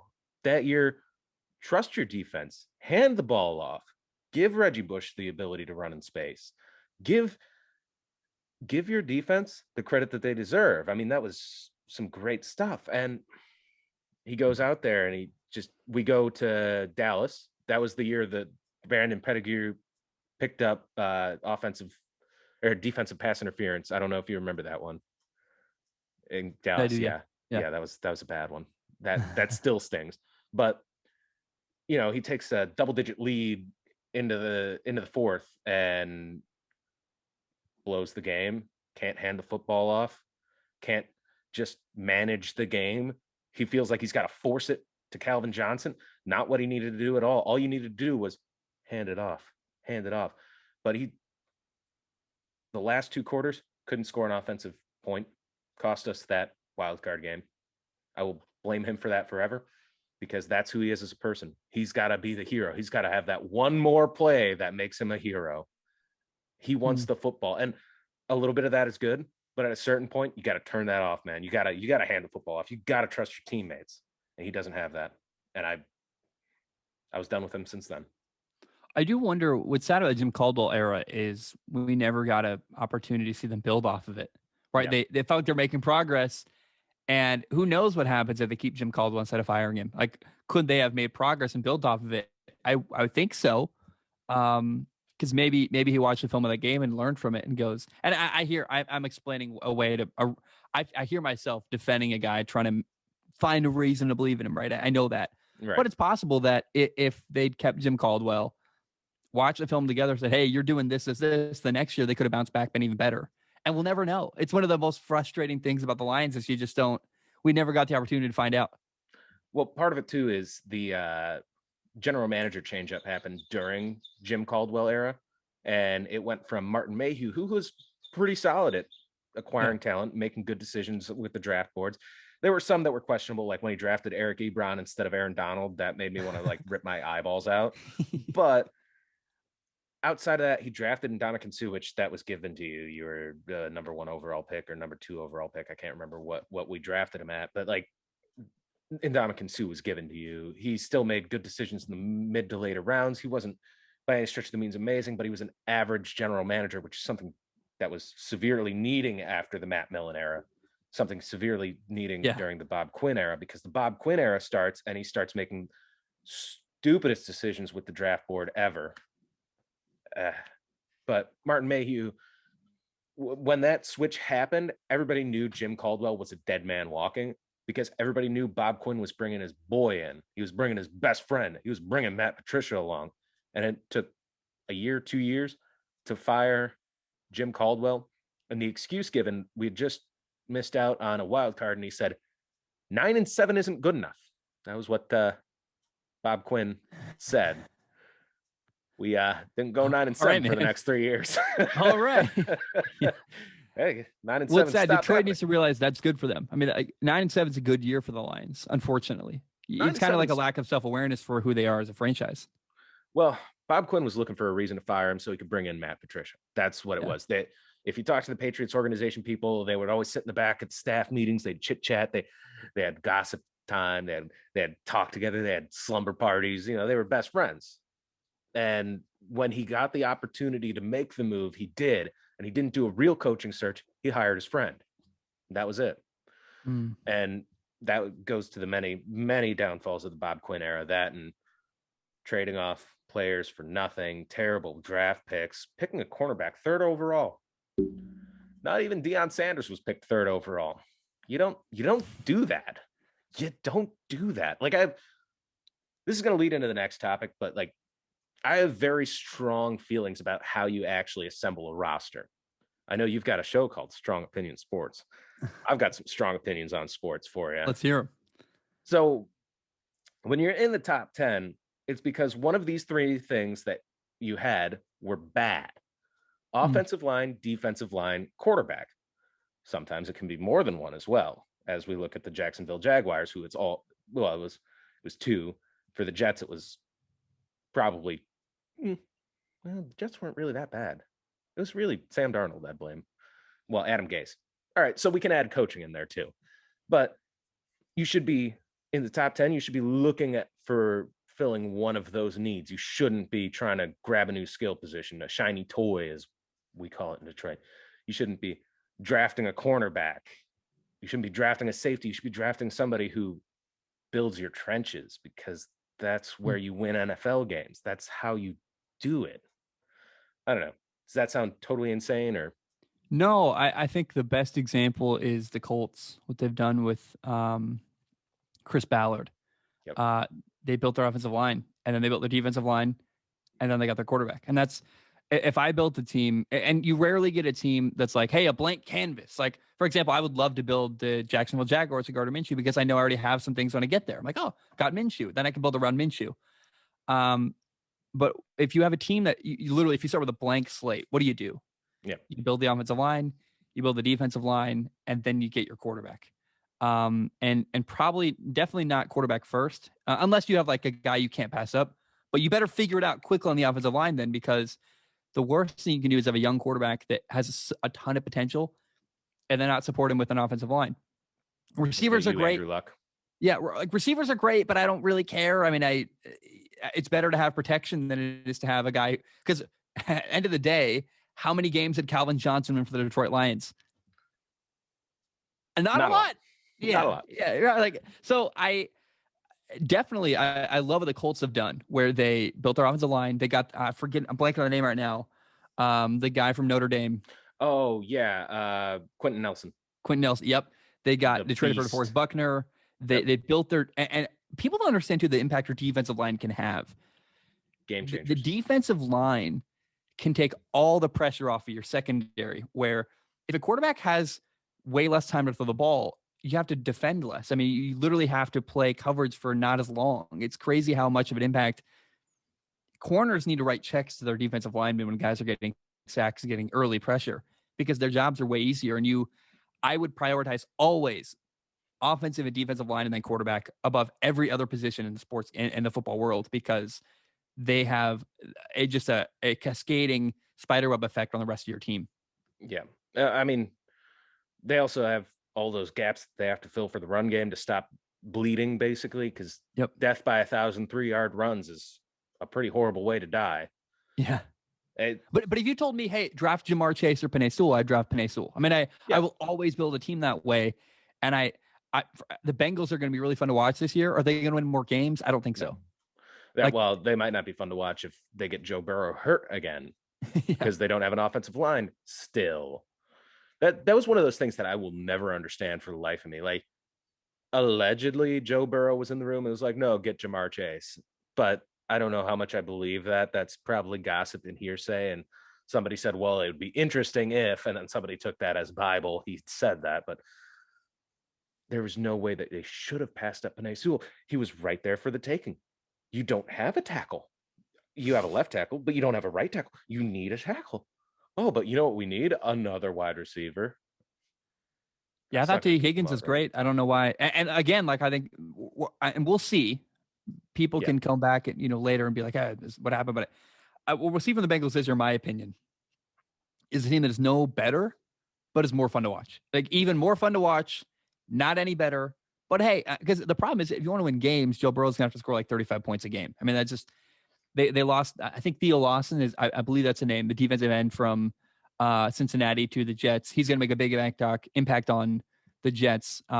You check it if you want. Theo Lawson, I believe some defensive end they got from the Jets signed a defensive end from Cincinnati, who is going to pair really well with Quinnen Williams on that defensive line. And we're going to see his numbers go up and be like, wow, we should have been talking about this guy all along, but he was buried in Cincinnati. And Cincinnati's a team that I don't know how they got better. They got more explosive and more interesting, more fun to watch. But they're going to have to score a lot of points to win. And can Joe Burrow stay healthy? I don't know. And do they have a real coach? Yeah, I don't know. What's his name? Zach Zach something. Zach Taylor. Zach Taylor. He spells his name exactly like I do, so that's pretty cool. Zac Efron and Zach Taylor. That's kind of cool. But, elite company right there. Yeah, I hope so. Is he a real coach? I still don't know. I'm not going to blame him for anything that's happened. He's at the Cincinnati Bungles. They have the U instead of the A or E. Everybody knows that one. Yeah. I don't know. You ever play Madden and you build a team where you can like go cupcake, all Madden, strong offense, strong defense. The Bengals, and as long as Zach Taylor's there too, and another guy he was the quarterback's coach in LA before straight from quarterback coach in LA, which is different because Sean McVay's the offensive coordinator. Like there's not really an offensive coordinator there, but quarterback coach in LA to Bengals head coach. He loves offense. He loves quarterbacks. Him and Joe Burrow, I'm sure, work really well together. They like each other. I don't know how it leads to wins, but it's going to lead to a lot of points and a lot of fun to watch. I'm a little bit worried about that. Sean McVay doesn't have an offensive coordinator. He's doing it all thing. I know he does a lot with the game planning and the play calling, but I do know that he is a grating personality who needs a buffer in between him and his quarterback. So if Zach Taylor did that, that's a job in and of itself. Sure. I get it. He does a lot of nakeds and a lot of bootlegs, and that's great. Good job. Thank you. Yeah. But it's nothing really new. It's just a lot of the same old, but like you get the same looks out of there. You get a bunch of different plays out of the same sets, and it does make it a challenge to defensively game plan for, but there's a lot of nakeds and a lot of boots that always make me uncomfortable in the NFL because that's always a disaster away or a moment away from disaster. Yeah. The right linebacker sniffs that out and hits your quarterback, and that's season over. Uncomfortable with it. I'm looking at a question you got here. It says least favorite team to watch, and I'm trying to come up with an answer here. Yeah, go ahead. This isn't just NFL. So I have a least favorite team to watch. Anytime they're on, I get mad and I turn the TV off or I change the channel. I'm like, ah. And I think everybody has that like gut reaction, like, ugh. And for mine, it makes no sense. It's the University of Georgia at Athens, UGA football. Anytime they're on, I'm like, nope, switching channel, not watching. I will not watch them. Apparently they're good. I couldn't tell you for certain. I will not watch them. I hate them so much. They just Where's that come from? Me. Just the is it rational or is it not? Maybe that's a fun question. I was stationed in Columbus for a bit, Georgia. Went to Athens like a handful of times. I went to a game there, and it was just like, oh, this is disgusting. These people are gross. Ugh. And the ugga thing, like I hate it all so much. And the way that they talk like they're God's gift to the earth, and the way that they carry themselves just makes them intolerable as a fan base as well. So you add that all in with the media constantly pumping them up and them falling short of expectations. And I'm sick of them. And anytime I see them on the TV now, I'm going to switch it. Like the moment that things change and they either get back to earth or they start playing like Alabama and they start winning national championships like that, I'll probably change that feeling. But as they stand right now, with the way their fan base carries themselves and the way that the media pumps them up, I can't do it. I get disgusted. Flip the channel. So I got two teams I can answer if you want. We'll go with the interesting one first, and then I'll tell you my passionate one. Okay. I feel so conflicted saying this, but I have to just face reality that is true. Mm-hmm. It's one of them is the Patriots, and I love Tom Brady. I love Bill Belichick. The analyst in me watches the Patriots and goes, "Man, that's awesome! Like, wow, the way that guy scraped and the way the guy blocked and the way the nerdy nuance of football when you watch the Patriots is phenomenal." Yep. But I'm also a fan of football. I'm a fan of touchdowns. I'm a fan of exciting stuff. Even in the Brady era, they were boring to watch. Like I don't like. I feel weird saying that, but watch the Patriots. Even with Brady, it was death by 1,000 cuts. It was a 4-yard run, a 3-yard pass. Defense was it just wasn't exciting football. No. It was incredibly effective and efficient football, but it wasn't a fun watch. It was like turn on. You got Jim Nance, who I love him, but there's not a lot of animation there, and because it was always CBS. Yep. And it was like boring football against the Miami Dolphins. Over the years, I remember watching the Patriots going like, man, like any normal Sunday game for the Patriots is just incredibly boring. They win by like 10 points and it's just not exciting. Now, playoff games are great. I love that. The battles of Peyton Manning are fun, but the regular Sunday for the Patriots was so boring for me over the years, even in the Tom Brady era. And is that weird to say that? No, that's not weird. I think everybody said that. There was a time where I think I heard on the radio somebody say the Patriots have made football boring again. Like you respect it because it works. Yeah. And the reason why they do it is they don't care about being boring. They care about winning, and they won a ton. And the boring approach was incredibly effective, but not really fun to watch. So I'm glad I'm not alone there. I think if anybody tells you it was a fun watch, they're either lying or they don't watch football. Or they're a Patriots fan. Even Patriots fans, I think they're either lying or they don't watch. Like I'm telling you, they got to know it's boring, and they got to know deep down in their heart that they've seen exciting football, and that's like Joe not Burrow. Joe Burrow's fun to watch. I don't care. Like, do they win? No. Are they really good? No. But watching him and T. Higgins last year was one of my favorite things. Just watching their connection, watching the throws on the sideline, watching back shoulder fades. I'm like, this is just fun. And they explosive and interesting. Same with Justin Herbert. Like Justin Herbert's fun to watch because explosive is fun in football. Now, go ahead. I wanted the Lions to draft Justin Herbert so bad. You brought up another hurt. Jeff Okudah. Are you serious? Jeff Okudah. Oh. The problem with being a Lions fan is your hurt's going to go on forever and never end. Yeah, this is why I'm not a fan. This is why I don't have a favorite team. It's too painful. I'm like, I'm good. So I'll tell you, the team I hate to watch in professional sports is very obvious. It's the team that I was first a fan of. It's the Seattle Mariners. I watched every single Mariners game with my grandpa. Yep. And the more I watched, the more I became aware of, you're not trying to win. And it was just increasingly frustrating. And I've said this to start the show. I've said it before. I'll say it again. Like they broke my heart and taught me it's just, I don't even know what to say. Like I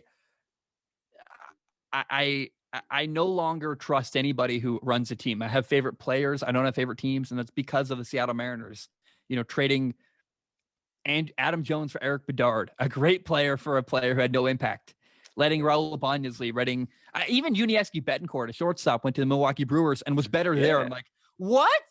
Unieski Betancourt turned out better? I'm like, are you kidding me?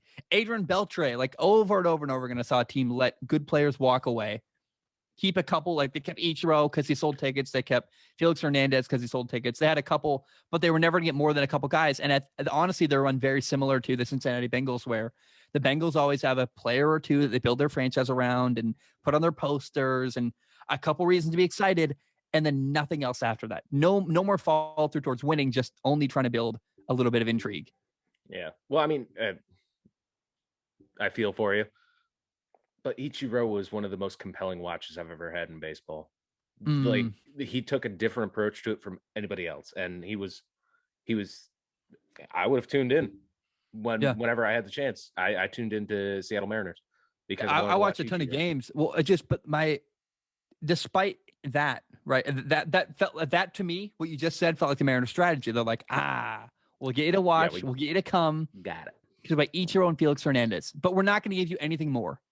We're not actually trying to win. We're going to lose, and Ichiro's going to get a single, and Felix Hernandez is going to do well. And it's like, man, that for me, that wasn't enough as a guy who was a fan of them. And so anytime I see him on TV, I'm like, screw it. I literally change the channel. I'm like, I hate these guys forever. I'm holding a grudge. I'm never to let it go. And they're the reason why I do not have any favorite team. Also, I was a Seattle Sonics fan. I grew up in Portland.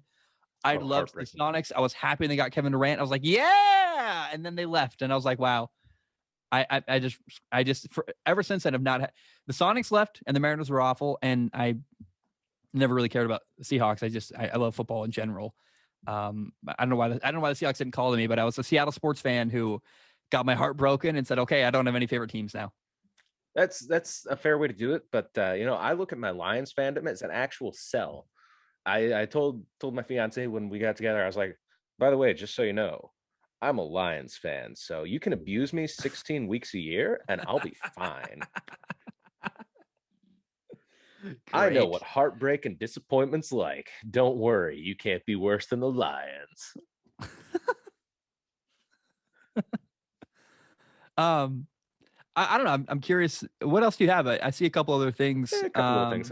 So one thing I always do with people who I am talking to who aren't Iowa State people, because usually I talk to Iowa State people because that's what the students want to hear sometimes.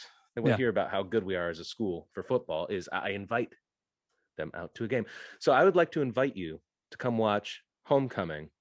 And I believe I have it written down here.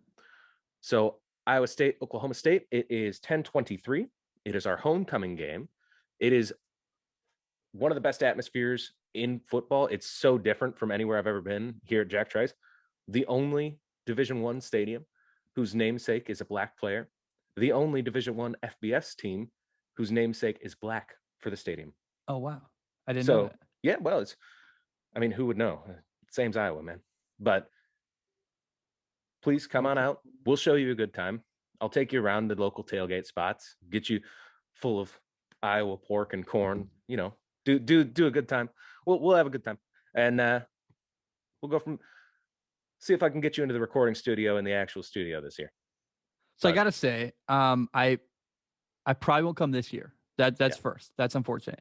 But I do have a plan to go to the Midwest next 2022. Honestly, I'm happy to meet up wherever you are in the Midwest. If you're at Iowa State or not, I really want to go to the Midwest. I love how close the Midwest is. Like, people don't realize how. So I live in the Portland area. Right. Seattle's 2 hours north, and then the only other close city is like 11 hours to Boise or 13 hours to Seattle San Francisco. Like, you can't drive anywhere. In the Midwest, you can drive a lot. So my whole plan, I'm moving to Hawaii. I'm going to be there for at least 6 months. We're just going to get settled and dig in and be there forever, but for a while. But my hope is that not this NFL season, but next NFL season, I can go on the road and do like a mobile command center, stay in Airbnbs, just record like this exact setup I have right now, actually, with the mic and probably just use a webcam, do my show on the road for 2 or 3 weeks from the Midwest. And if I can make that a stop, I will. I'd love to come to Iowa State, meet you, hang out. Man, it'd be so fun. You could just stay in Ames.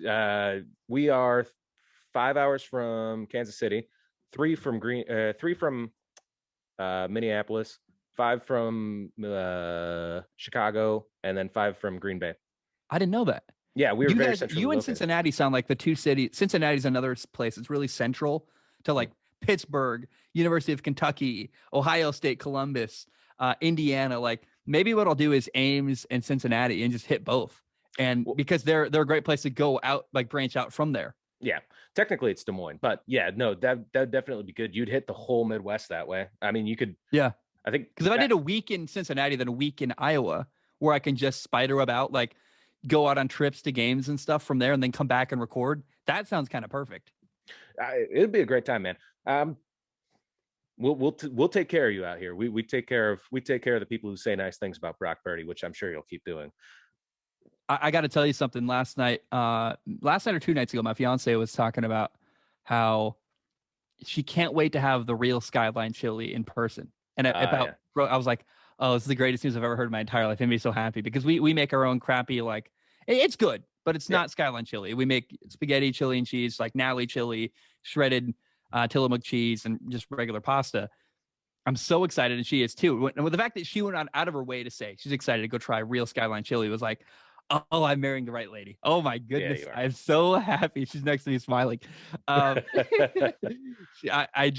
I'm so excited to go to Midwest and take her to Cincinnati and then take her to, she's never been to the Midwest really. And I'm like, I really want to show her around. It's the people are different there. I think that Very. Hawaii is one of the only other places in the world where I go and people are so welcoming and kind. But the Midwest has a similar ethos there where they lead with kind. Like New York's mean. I love New York. They're fast. They fight hard. They're quick, but they're not kind the way that the Midwest is. They care about their sports in a way that a lot of other places don't. But yeah, no, it depends on where you are in the Midwest. There are some rough towns, like certain parts of Chicago, they're not very kind and welcoming. I mean, still more kind and welcoming than certain parts Yeah. of New York, but same with certain parts of Detroit. Like I grew up there. I've still got that like slight bit of edge to me, but I've been honing it over years, and I'm trying to be Iowa nice now. That's a thing that people say, Iowa nice. Iowa nice. Yeah. When's the last time you were in Detroit? I'm curious. I go back there a couple times a year. My family's still in the area. So is it worth a trip? I mean, Detroit interests me a lot. Like downtown seems kind of cool. They've got that Bell something park where they have the IndyCar race. Yep. Belle Isle. Yeah, Belle Isle. It's interesting. Yeah. I have a hard time recommending it for a vacation. Like you like Cincinnati, so you might like it. But even just for a day to stop over, I feel like drive through Ann Arbor, go up to Detroit for a day. They're like an hour apart. Don't go to Ann Arbor. I wanted to. I have friends in Ann Arbor. It'd be fun to check out Michigan. I feel like maybe I'll just make it to myself. Detroit, something I feel like I have to see. I just feel like I need to. Yeah, for sure. I mean, for like to drive through for a day and look at it. So think of Cincinnati, but a lot more abandoned buildings, a lot less people, and a lot more Italian and Greek food, and that's basically what you got. So like, there's a large Italian population. There's also a large Muslim population, and I want to say it's Hamtramck. So there's like, dude, food from all over. Really good ethnic food. Yeah, from everywhere. From a lot of Greek food. That's what That's what I probably miss the most about from living in Iowa is I just miss there being like a Greek diner on every corner because I can go in and get like a real like a moussaka or like a something that's not. Describe moussaka. What is that? Yes, it is a lot of things. It's like a casserole, I think. It's got like lamb in it. It's delicious. That's all it is. Okay. I'll try Greek food. That sounds good to me. I mean, Greek food, I like to go to the place where English is not the first language of anybody who's working there and where the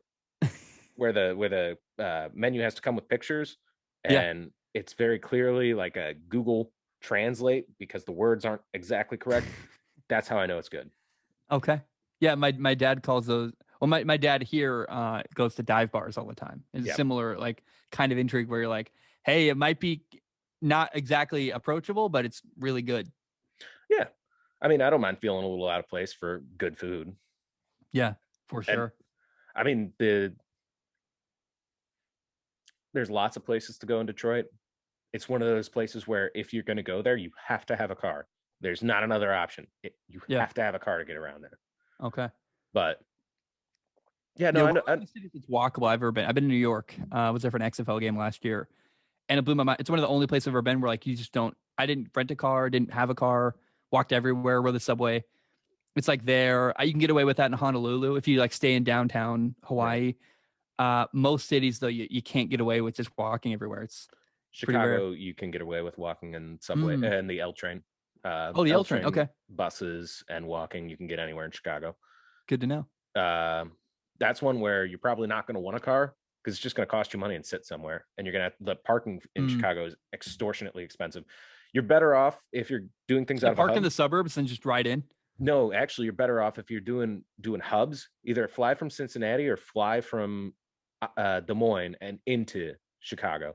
Because it drops you off right on the L, right on the red. It's either red or brown, but it drops you off right on the L from the airport. You don't even need like to get to a hub. You're there when you land. Good to know. Interesting. Yeah, you just wouldn't even want one there. Milwaukee, you can get around. They've got a decent enough bus, and you can walk most places. You're kind of going to schlep it a little bit, but it's not that bad. I really want to go to Green Bay. I've never been to. So I grew up I lived in Minnesota. I was like 7 years old. Right. I've been to Lake Superior. I've been to Superior, Minnesota, but I've never been across into Wisconsin at all. And I want to check out Milwaukee and I want to see Green Bay for myself. The Great Lakes are this thing that is just so special. And like, I remember as a kid thinking it was the ocean and not really understanding. And now I'm like, I want to go. You look at a map and you're like, oh my gosh, it's so big.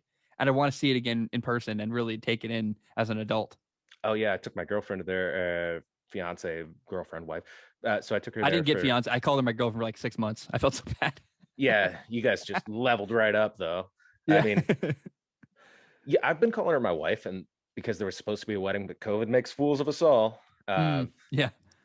So we went back to my place, and I said, "Hey, Mom, we should go on a camping trip." So we took their RV out. We took a tent, took the dogs. The dogs were so confused by this gigantic lake, but it was her first time ever, and she was kind of terrified because it's like, does this hurricane? What is this natural body of water that's so big it should be an ocean, but it's fresh? It's like it blows your mind because you think you smell salt, but you don't smell salt because it's fresh water. It's weird. I love it. Yeah. There's amazing video of the cliffs in Wisconsin getting pounded by the rocks of the lake. It's like, it's so cool. I don't know. Do you wear the ring? I mean, I wear a ring and I'm not married yet, but I just like wearing the ring. It kind of keeps me questions. I like the ring. Do you wear one yet? Waiting on a rubber one. Waiting on one of those silicone ones. I have like a wooden lined metal one. Yeah. But it irritates the hell out of my skin. And I also, this doesn't pay. So I have a real job. So I work for the school and I do building maintenance. And one of the things I don't want on my fingers is anything that can get ripped off that isn't silicone. So I'm not wearing anything right now. I'm going to get one of those silicone rubber ones. But yeah, that will be a thing that happens. One of my best friends is an HVAC worker, and he's got one of he loves the silicone one. They're great. And he's had the same concern of getting his hands caught and stuff. Or just getting zapped. Because it's basically just a giant conductor. Oh, wow. Yeah, I had not thought about that at all. That would be awful. Yeah. Well, I mean, I was fiddling around with an electrical socket, and I kept on grabbing it with my hands like a dingle, and it was a good time. It was a good time. Tasted. Can we talk about Formula One? I'm curious. I'd love to talk about Formula One if I can. I was really interested about that. So how did you get into Formula One? Yeah, so there's a Netflix series called Drive to Survive, which is it's just like a documentary about the season of Formula One, and they highlight all the drivers and they do all this stuff. And for me, it was a way to I learned who the people were, like the players in Formula One. And once I felt like I knew the people, I'm like, okay, now I'm really curious. Like there's a race next weekend. Like, how does Max Verstappen do? And it's hard to follow in America because races are on at 6 a.m. here. It's gonna be harder in Hawaii, that's for sure. Yeah. Well, I just record. Even now, I just record them and watch them because I actually don't watch anything live almost at all. I record everything on YouTube TV, and then I play everything about an hour late so that I can skip through the commercials because it saves time. And anyway, Formula One, I watched Drive to Survive on Netflix. It's amazing. It really you get to know all the people and the drivers and the teams in Formula One. It builds the storyline. I'm like, okay, now that I know, I got familiar with all these people. I was just bored one day, and I'm like, well, can Red Bull beat Mercedes? I was curious so I started following it. I'm like, man, I love this. And it's just ripe for all this great storytelling. Yep. And I think I was like, man, I know I'm an American. I know nobody that watches my football show is going to care about Formula One, but I'm like, I call myself strong opinion sports, not strong opinion in football. I'm going to cover it. And I consider, I still don't get a lot of traction with F1, but I love it. I love watching it.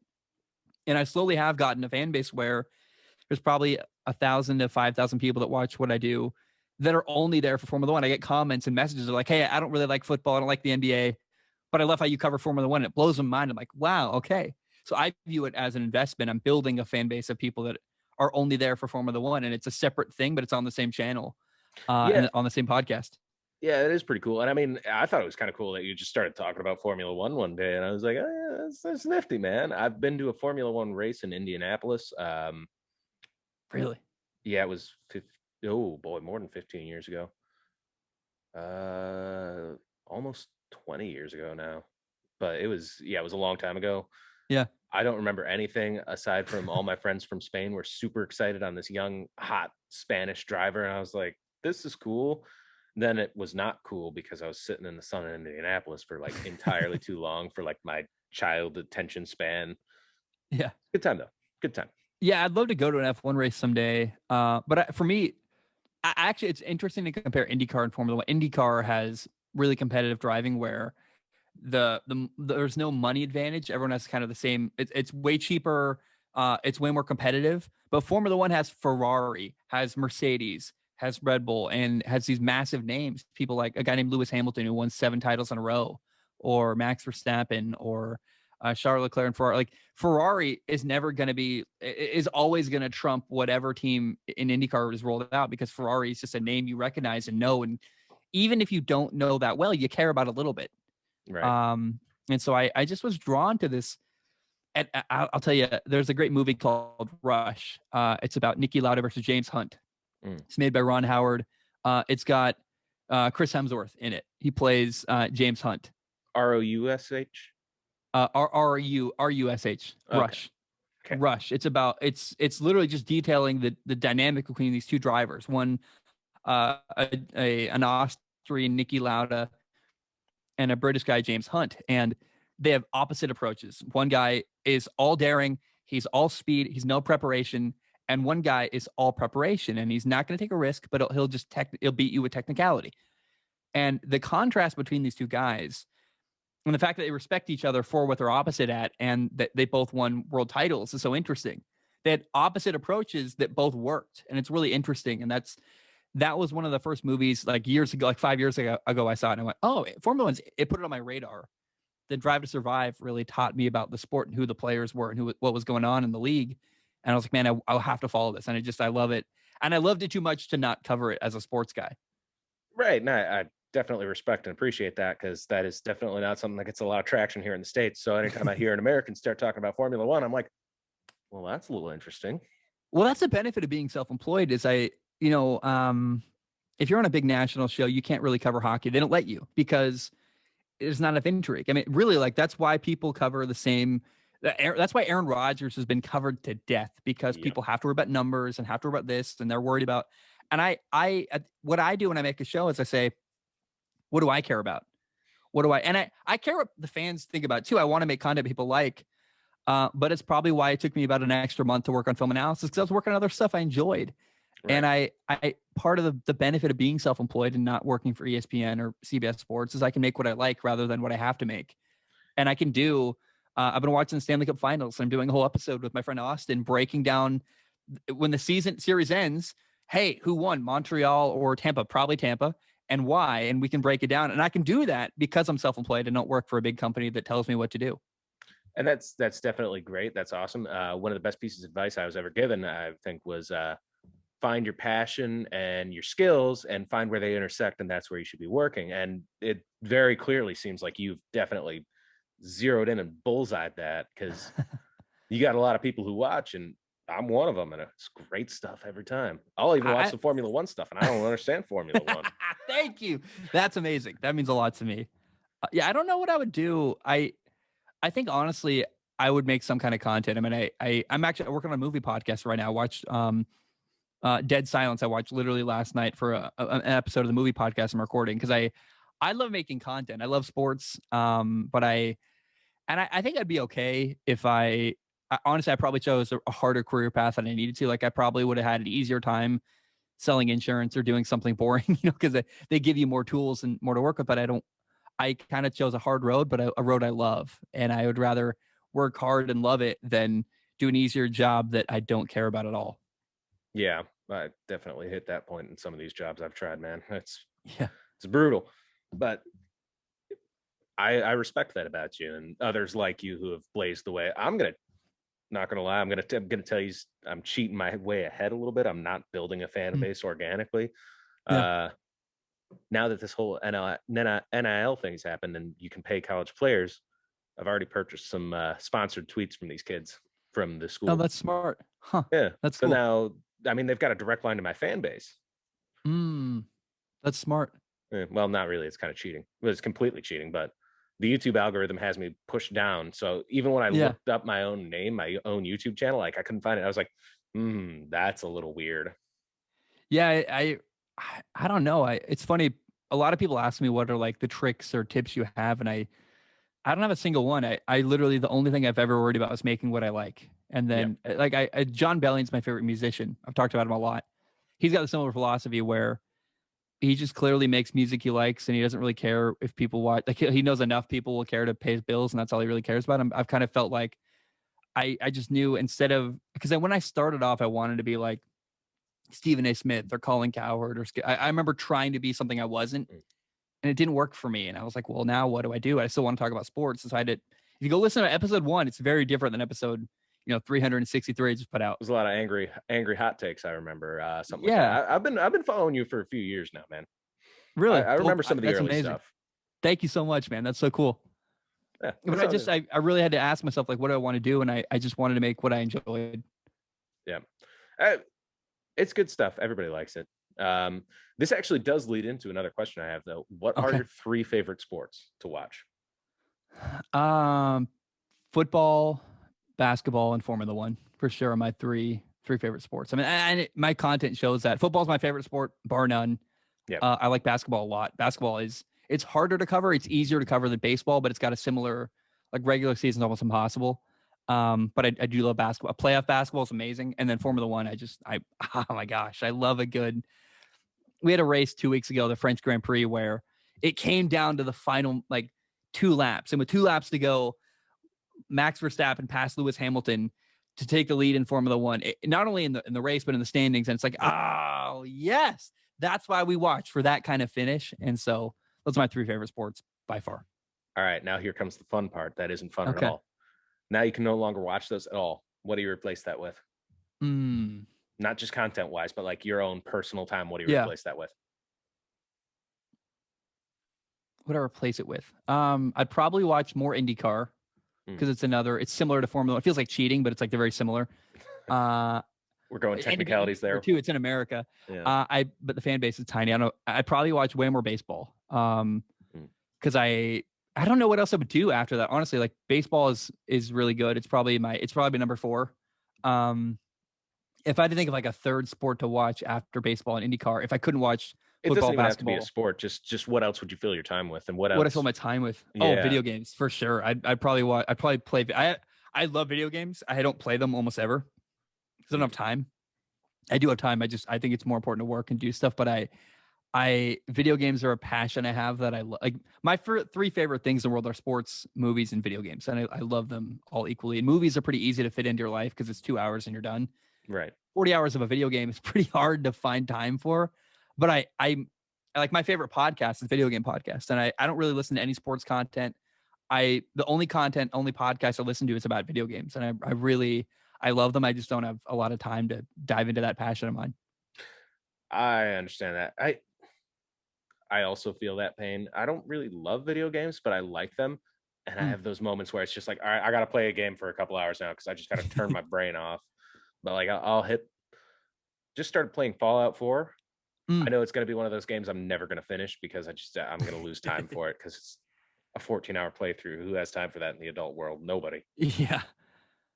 Well, I gotta say, my equipment now is in Hawaii. I'm like running a really skeleton crew here. Almost all my equipment is there. Right. But I was working on a video called about a game called Singularity, a PlayStation 3 era first person shooter that was really similar to BioShock.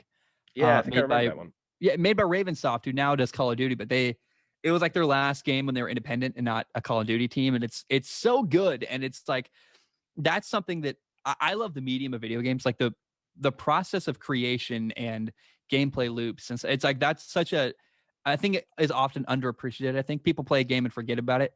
So the same way coaching, in football, or, filmmaking in a movie gets forgotten. And the process of making games is so cool. And that's a game I want to make a video about, kind of saying like, hey, this game happened and people forgot about it, but it was phenomenal, and kind of highlighting what I love about it.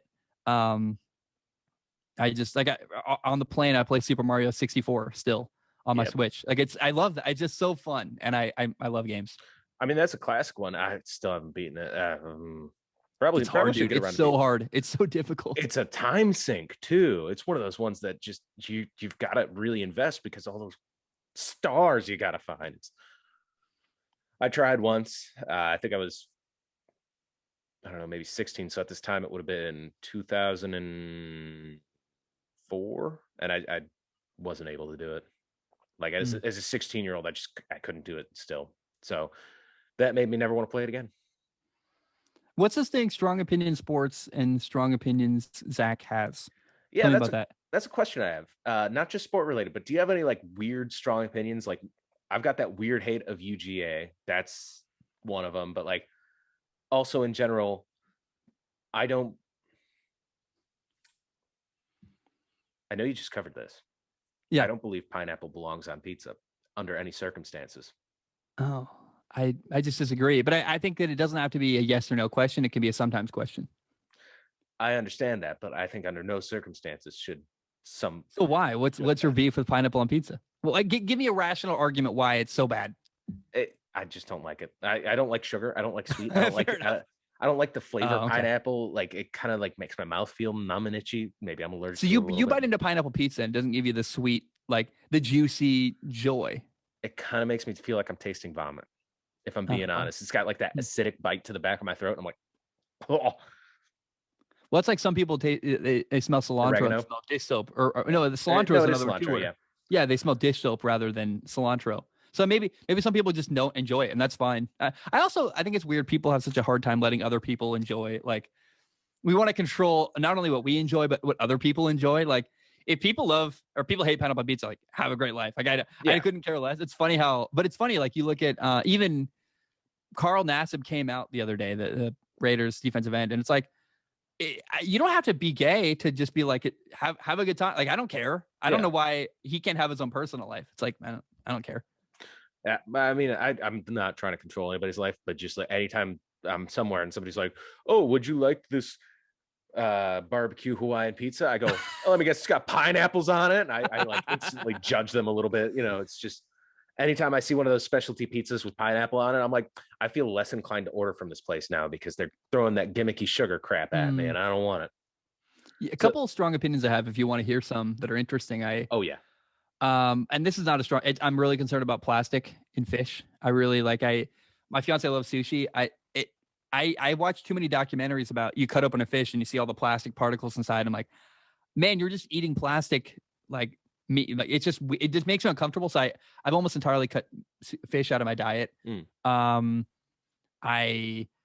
There's another one I was going to say. I can't remember what I was going to talk about a second ago. There's something I lost it now, but sushi is fish. I used to love sushi. I love fish, and I'm moving to Hawaii and almost don't eat any fish because I just don't like the plastic side. It just really freaks me out. It makes me feel weird. That's an interesting one. I'm also irrationally afraid of sea level rise. When I buy a house someday, I'll never buy a house that's like below 300 feet near sea level. It has to be 300 feet above sea level or higher. Because if everything melts in the world, sea level rises, I think 280 feet total. So like Honolulu's underwater. And I'm like, I got to be up on a hill where my house won't be drowned. So this gives you like a certain degree of freedom.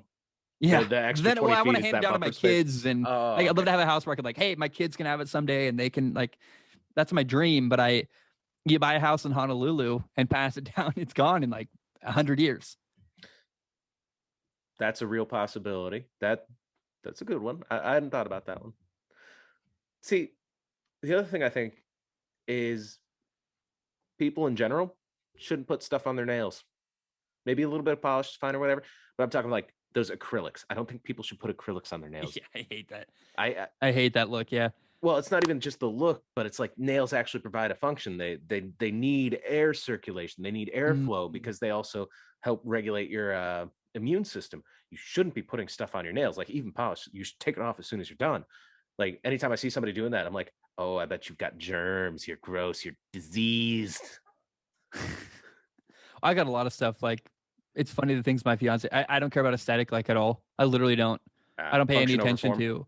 Yeah, I'm a very like. Does it have utility? And if it doesn't, I get rid of it. Like, my fiance's got like 6 pillows. I'm like, I don't. Why do you have 6 pillows? And she'll argue.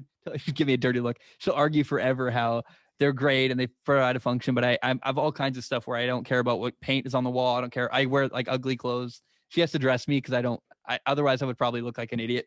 You don't wear ugly clothes. You got those party shirts. It's great. But she picked them. That's the Oh, thing. she picked the party shirts? Yeah, like Tell her thank you. Tell her thank you from all the fan base. He says thank you for letting me wear good clothes. Well, thank you from the fan base, because the long sleeve polo shirt really started getting a little old. Party shirts are great. Oh yeah, I try. It's what I found. Costco has great, because I can't wear it if it's not comfy. So I'm like, once the criteria for she has to find something I can wear that's comfy that she likes to look at, and when the two intersect, that's what I wear. Gotcha. Walmart has a lot of those Hawaiian shirts as well, and they're all linen, so they're pretty quality. I wear a lot of them as well. The viewers expect a certain level of Iowa State coming out of me though, so I gotta wear them. They should make Iowa State Hawaiian shirts, little Iowa State logos. A bunch. I'm working on hopefully a Hawaiian shirt for Strong Advantage Sports with a Strong Advantage Sports logo. That's just a bunch of little logos. That's a Hawaiian shirt style. That'd be pretty good. I mean, it makes perfect sense, especially since you're moving to Hawaii now and all. Yeah. You got anything else, man? I probably should go soon, but if you have anything else you want to talk about, I'm an open book, and I just appreciate your time. I think you're awesome, and it's cool to talk to you face to face. No, man, thanks. I was gonna say I appreciate your time because I know you're a busy man doing work and stuff, and like this chit chat's been great, and we really can't wait to get you out here for some football games at Jack Trice Stadium. I know college football is not your bag, but it will be. I gotta say, man, I know a lot of people often talk about how like, oh, they worry about my time, right? And the reality is I'm self-employed and I work hard and I am busy, but you're a guy, you work and you go to school and you do this. Like the fact that you found time to work for me, I also really appreciate. So thank you so much, man. It means a lot to me. No, thanks, man. Can't wait to see the breakdown. And I'm telling you, Matt Stafford, total bum. All right. That'll be really fun. Right, thank you so much, brother. Yeah.